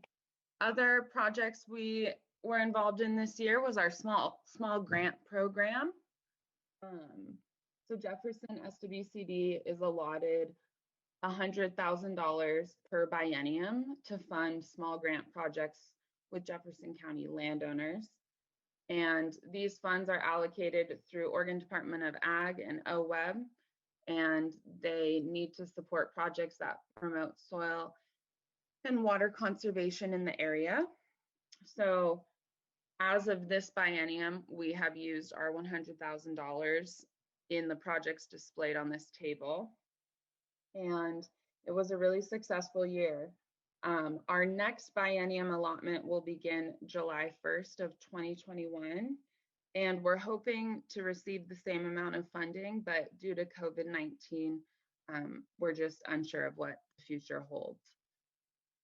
But overall, we've still got a lot accomplished this year. I wanted to highlight just one example of one of our small grant projects, which is displayed in this picture. As you can see, this landowner applied and received funds to convert from flood irrigation to a sprinkler irrigation system. And in a high desert ecosystem, switching from flood to sprinkler can make water crop consumption 60 to 85% more efficient. And also, this one was particularly cool because it was a K-line conversion, which is an irrigation system that I was less familiar with. However, if you had more questions on that, I would direct you to Staci, our district manager, because she knows far more than me on that. So we, Jefferson SWCD, also partakes in a noxious weed control grant. And this is one of our highest priorities due to the immense amount of agricultural production in the area. This year, in a joint effort with Wheeler and Crook County, we were able to treat thousands of acres of noxious weeds.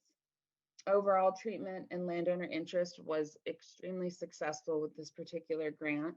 We had dozens of landowners apply for funding, and the success of this grant cycle has motivated us to apply for a second Tri-County Weed Grant this upcoming spring. And these efforts are jointly funded through the Oregon State Weed Board and OWWD. An additional Tri-County grant that Jefferson SWCD partakes in is the Oregon Conservation Reserve Enhancement Program.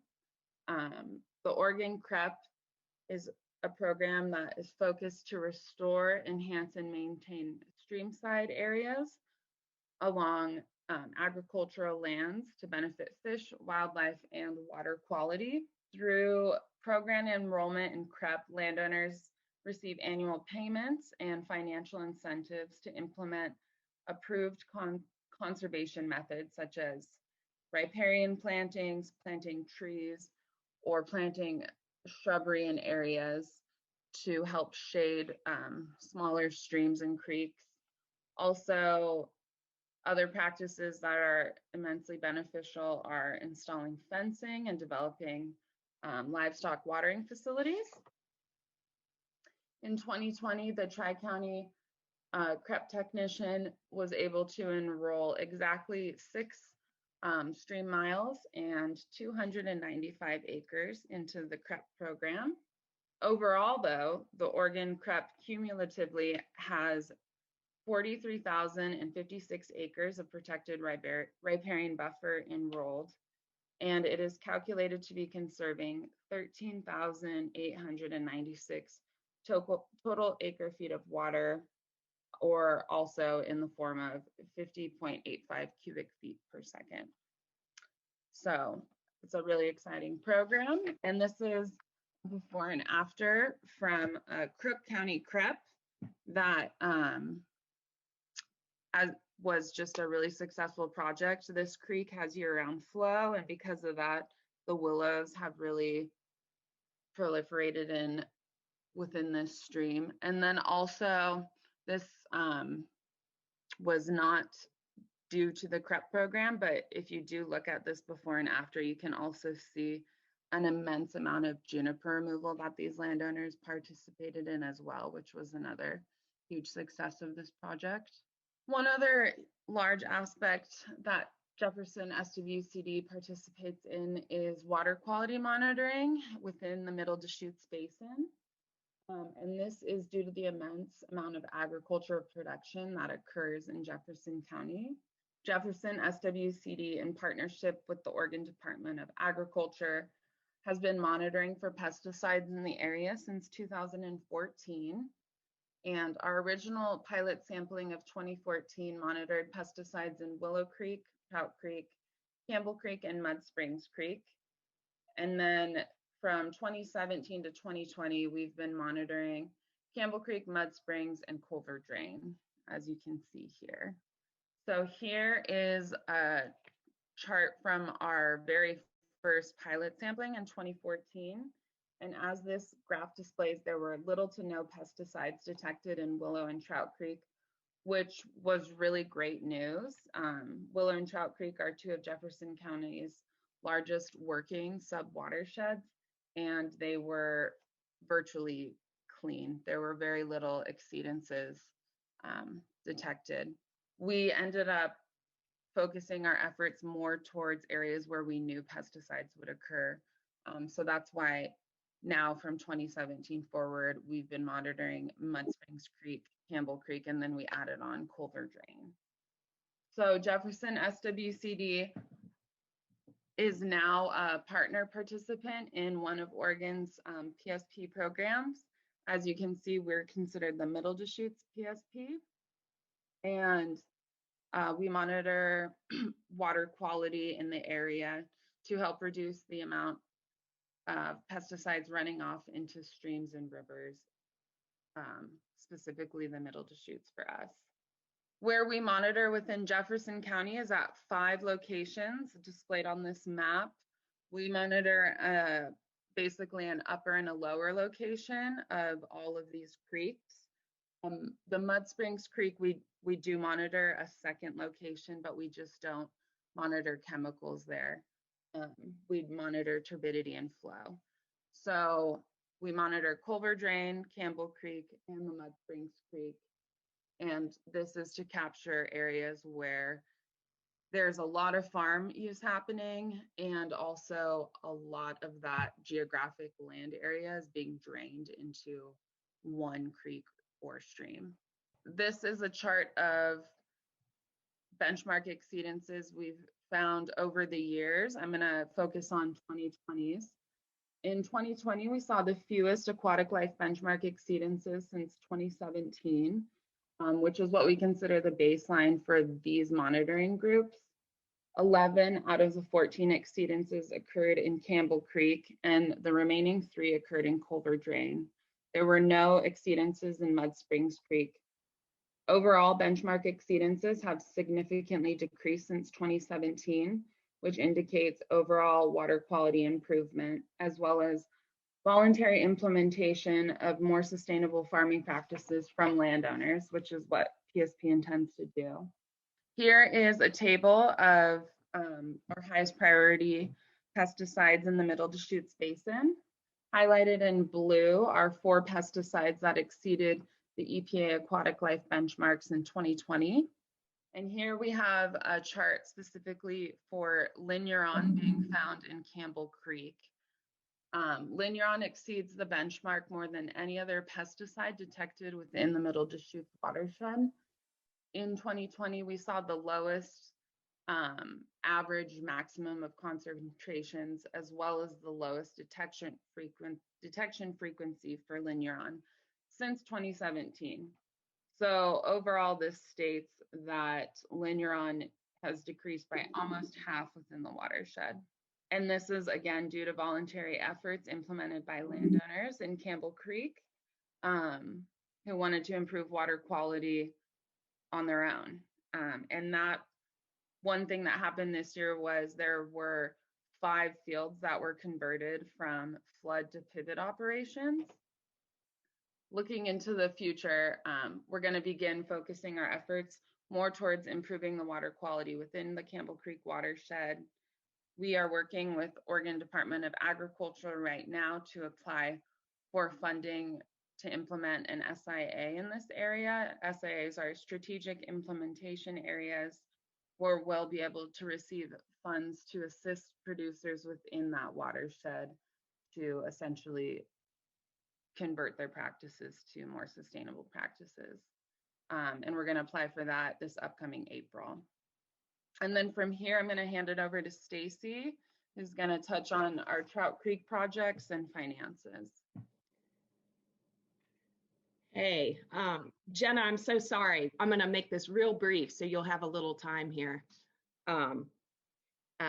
This is Adam Harburg. He's our project manager in the Trout Creek watershed, and it's a large watershed you can see on this map.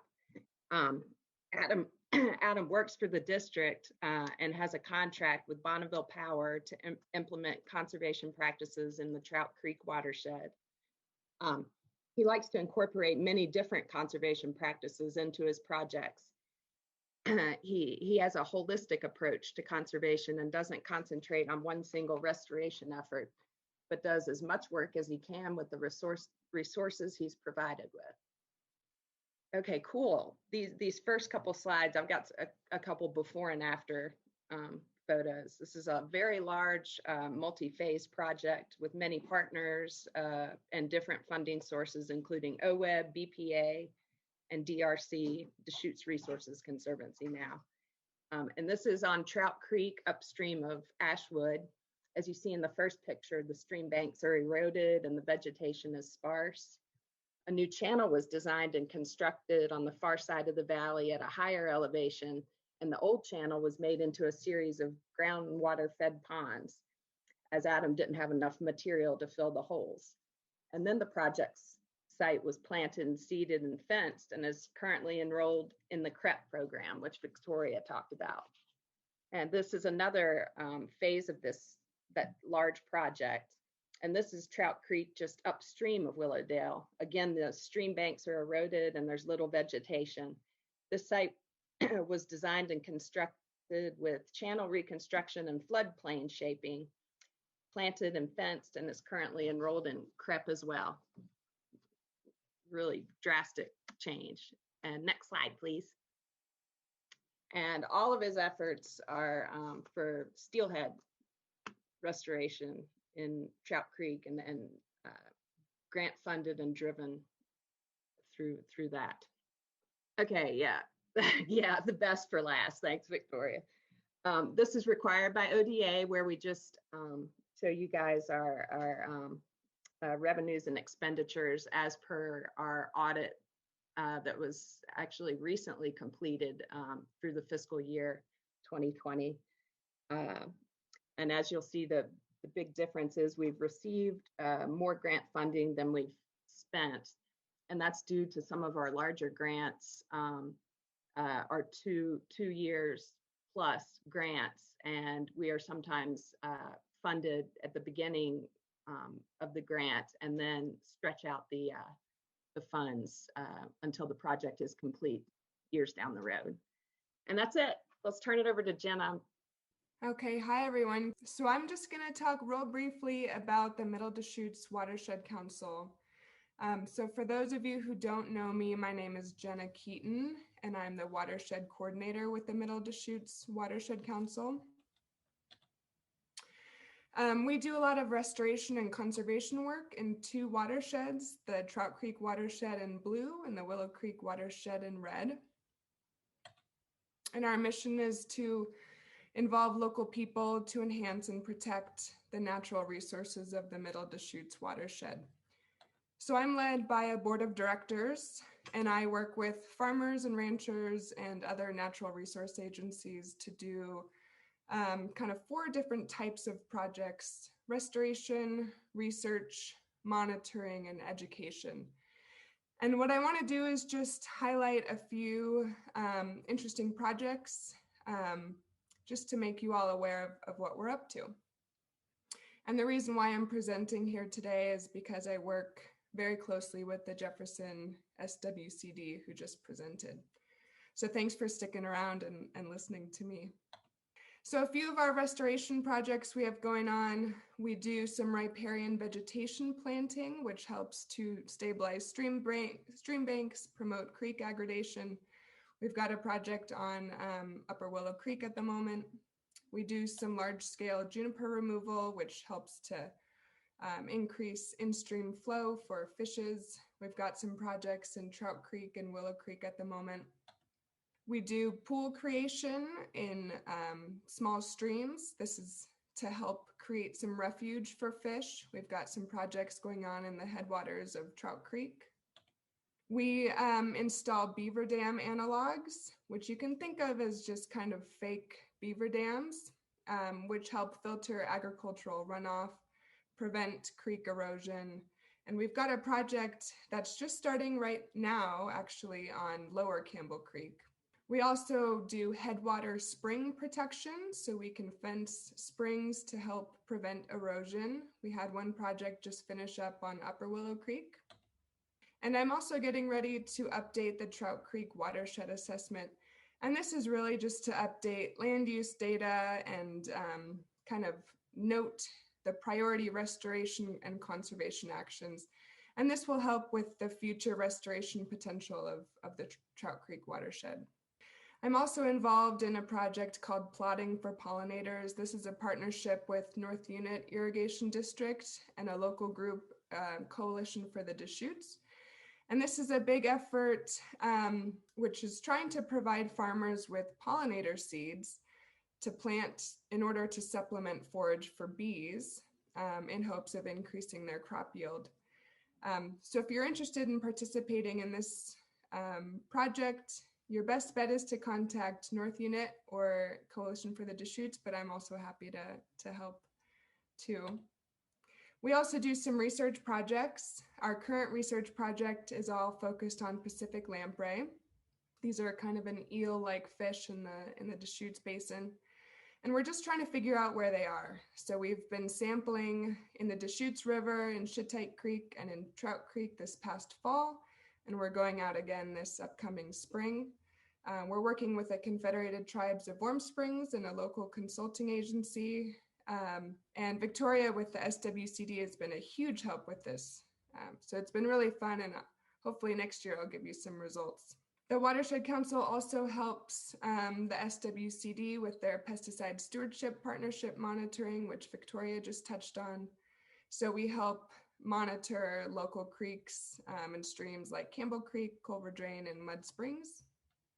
And I also do some education. So before COVID hit, we were doing field trips with elementary school kids at Mecca Flats. And now in this virtual world, we're creating virtual field trips, so not as fun. But those are at the Cove Palisades State Park and on Campbell Creek. So hopefully some of your kiddos have seen some of these virtual field trips. I also give some after-school lessons to the Warm Springs Academy and other elementary schools. And I'm starting to work with Culver Middle School to do some crayfish ecology. And we'll do some field sampling in Lake Billy Chinook this spring, which will be fun. So I just wanted to pause there and mention that if any of these projects have seemed interesting to you, or you'd like to see some kind of watershed uplift on your property, that I'm happy to help. I'm able to apply for grant funds to help fund these efforts. So my name again is Jenna Keeton. My email address is up on the screen now, and my phone number as well. And in the interest of time, I'll just highlight verbally that the NRCS, which is the Natural Resources Conservation Service, they have a large-scale juniper removal effort in the Trout Creek watershed. So there's a lot of money coming in to help landowners remove juniper. So if you're interested in this, I'm happy to direct you to the right person to talk to, who's Lars Santana. But I'll leave it at that and offer up time for any questions. And if nothing's around, I just want to thank you for sticking around and listening. Thanks, Jenna. This is Victoria Fischella. I also just wanted to add on behalf of Middle Deschutes Watershed Council and Jefferson SWCD, a huge thank you to all our landowners, because without you, we could not make any of these changes possible. All right, if there's any questions, speak now. Otherwise, we will move on to the Seed Growers Association meeting, which I believe there's a fair bit of business to attend to for that. Okay, March 4th. Are we there? Okay, thanks, Tracy. I'm going to call to order our board meeting, typically in person at the farm fair, but not today. We have a couple of things to discuss, but to start off, we will just go over our funding. Obviously this year we don't have the booths and the in-person income that we typically get, but the expenses are also down, so you can see where we stand there. Typically we meet in March and we'll go over some fundings or some research opportunities that we have at COAREC and decide on all the different projects that are presented to us, which ones we will seek to fund. So stay tuned on that. And I'm sure there'll be an email sent out through COAREC on that meeting once it's decided, what date it's decided. So those are just our balances. So up for re-election, term ending 2021 is Kip Evan and Bob Crocker. So you have a couple of things to go over, but I think just this is by far the easiest one to kind of get out of the way. So I'm not really sure. Let's see, how many people do we have here?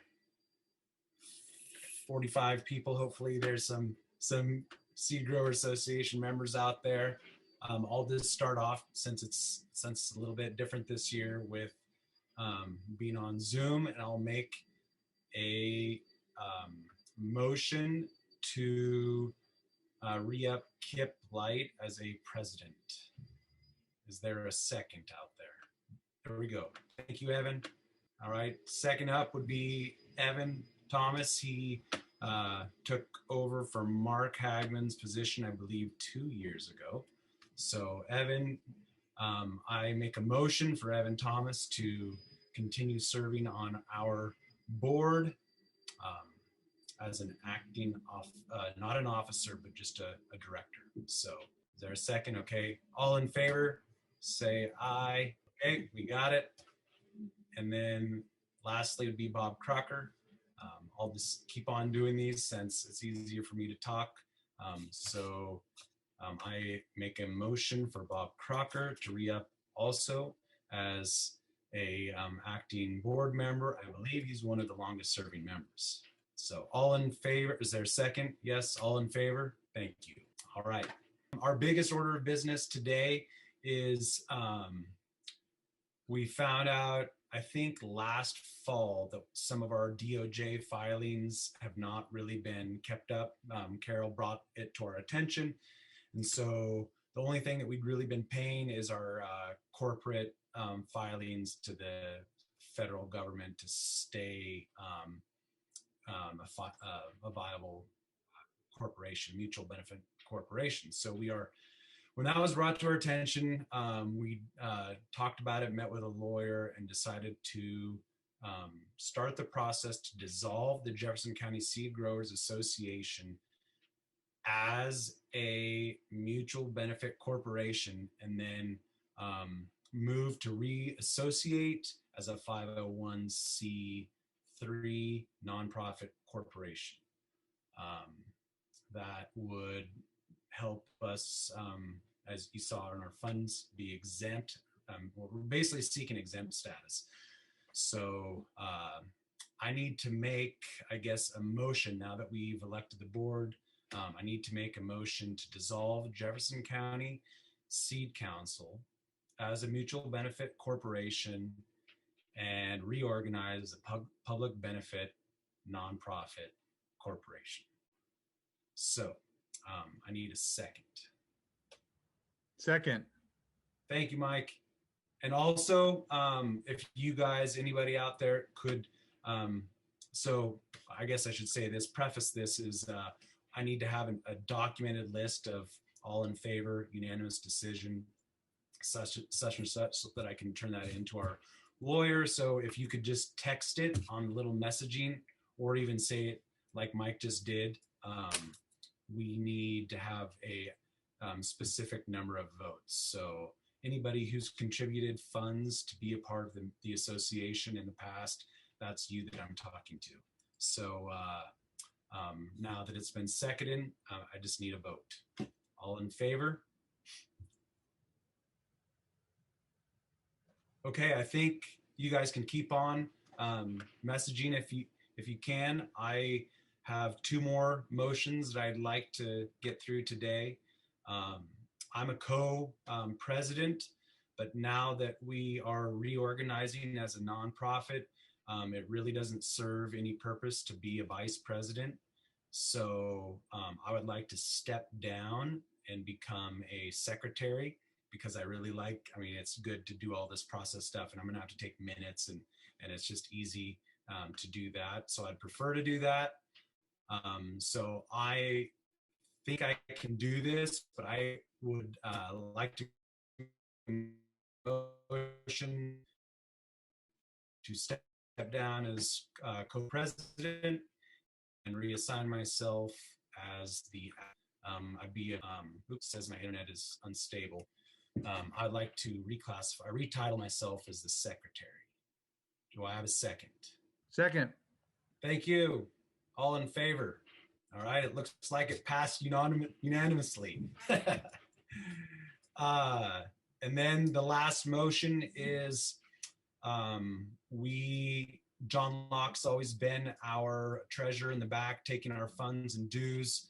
I've discussed this a little bit with Carol and Tracy, but we're going to try and, just because the COVID has brought this, this made it a little bit more difficult to continue the way we take dues. So we're going to try and get a mailing list together. We also need to do that just to have on file as a nonprofit all the members that are assigned to the association. So it's kind of a twofold thing, but we're going to try and get a mailing list together, and we'll discuss that this spring. But my motion is I'd like to move and assign the title of treasurer to John Locke. It's kind of been his unofficial business, but I'd like to make it official. So do I have a second? Second. Okay, thank you. All in favor? You got it. Okay, that's pretty much all of our business I think we have to discuss today. Yeah, that covers it. So thank you, Tracy, for moving through on those slides, and everybody else that contributed. Gary, the checks, you can either send them to COAREC. That's where we have the receipt book and we keep all the filings for that, or you could also drop it off in person. Thank you for that question, and anybody else that feels the need to do that and you would like to contribute, drop it off at COAREC. I think that's a check for $20 a year, and just Jefferson County Grass Seed Growers would be the proper name. Jefferson County Seed Growers Association, unless there's only one condition, but go ahead and write it out that way. We may have to come up with a new name just because we're reclassifying ourselves. I hope that we don't, but that's not my expertise. I'm going to leave that up to our lawyer, Jared. So. All right, and looks like that answered Evan's question about a new name. Basically just to be determined. Yeah, to be determined. And then lastly, we will be sending out an email we need to meet with a lawyer to make this all official, and we have to probably do it in person. So I'll send out an email to all the board directors for a potential date to meet, but it's either the 11th and 12th, which is next week, next Thursday, Friday, or the 15th, 16th, which is Monday, Tuesday of the following week, or the week after, the second Monday and Tuesday to follow that, the 22nd, 23rd. But we need to have a meeting to make this official. So that's what I know. Well, thank you everybody for attending our virtual Central Oregon Farm Fair meeting this year. Hopefully next year we'll be able to see everyone in person. Oh, sorry, I think Rich has something he needs to share with us. Yeah, I just wanted to weigh in and let everybody know kind of how things stand with research funding. You know, there's this $4 an acre that growers, that comes from the $8 that you pay for burning, and $4 goes to fund research.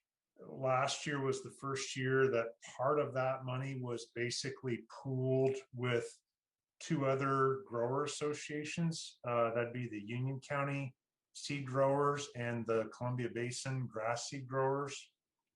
And that is what that pooling of the funds is, you know, the work that the Eastern Oregon Kentucky Bluegrass Work Group is carrying out. It's a very long, complicated name, but you voted to send Kurt Fagner and I as delegates to that work group. So where we're at in our process right now is we received, I want to say 9 or so proposals. We've reviewed those.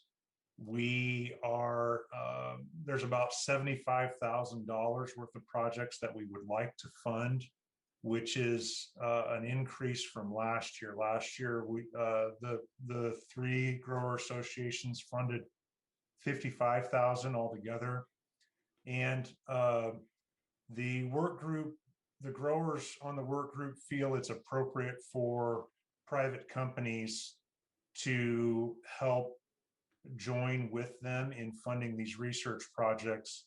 And so the work group has sent out a letter to about 24 companies that have a stake in Kentucky bluegrass seed production. And these would be everything from from the big grass seed breeder client things that we have, like the Barenbrug, the Scots, the so on and so forth, those types of companies, on down through processors, cleaners, marketers, and agronomy companies.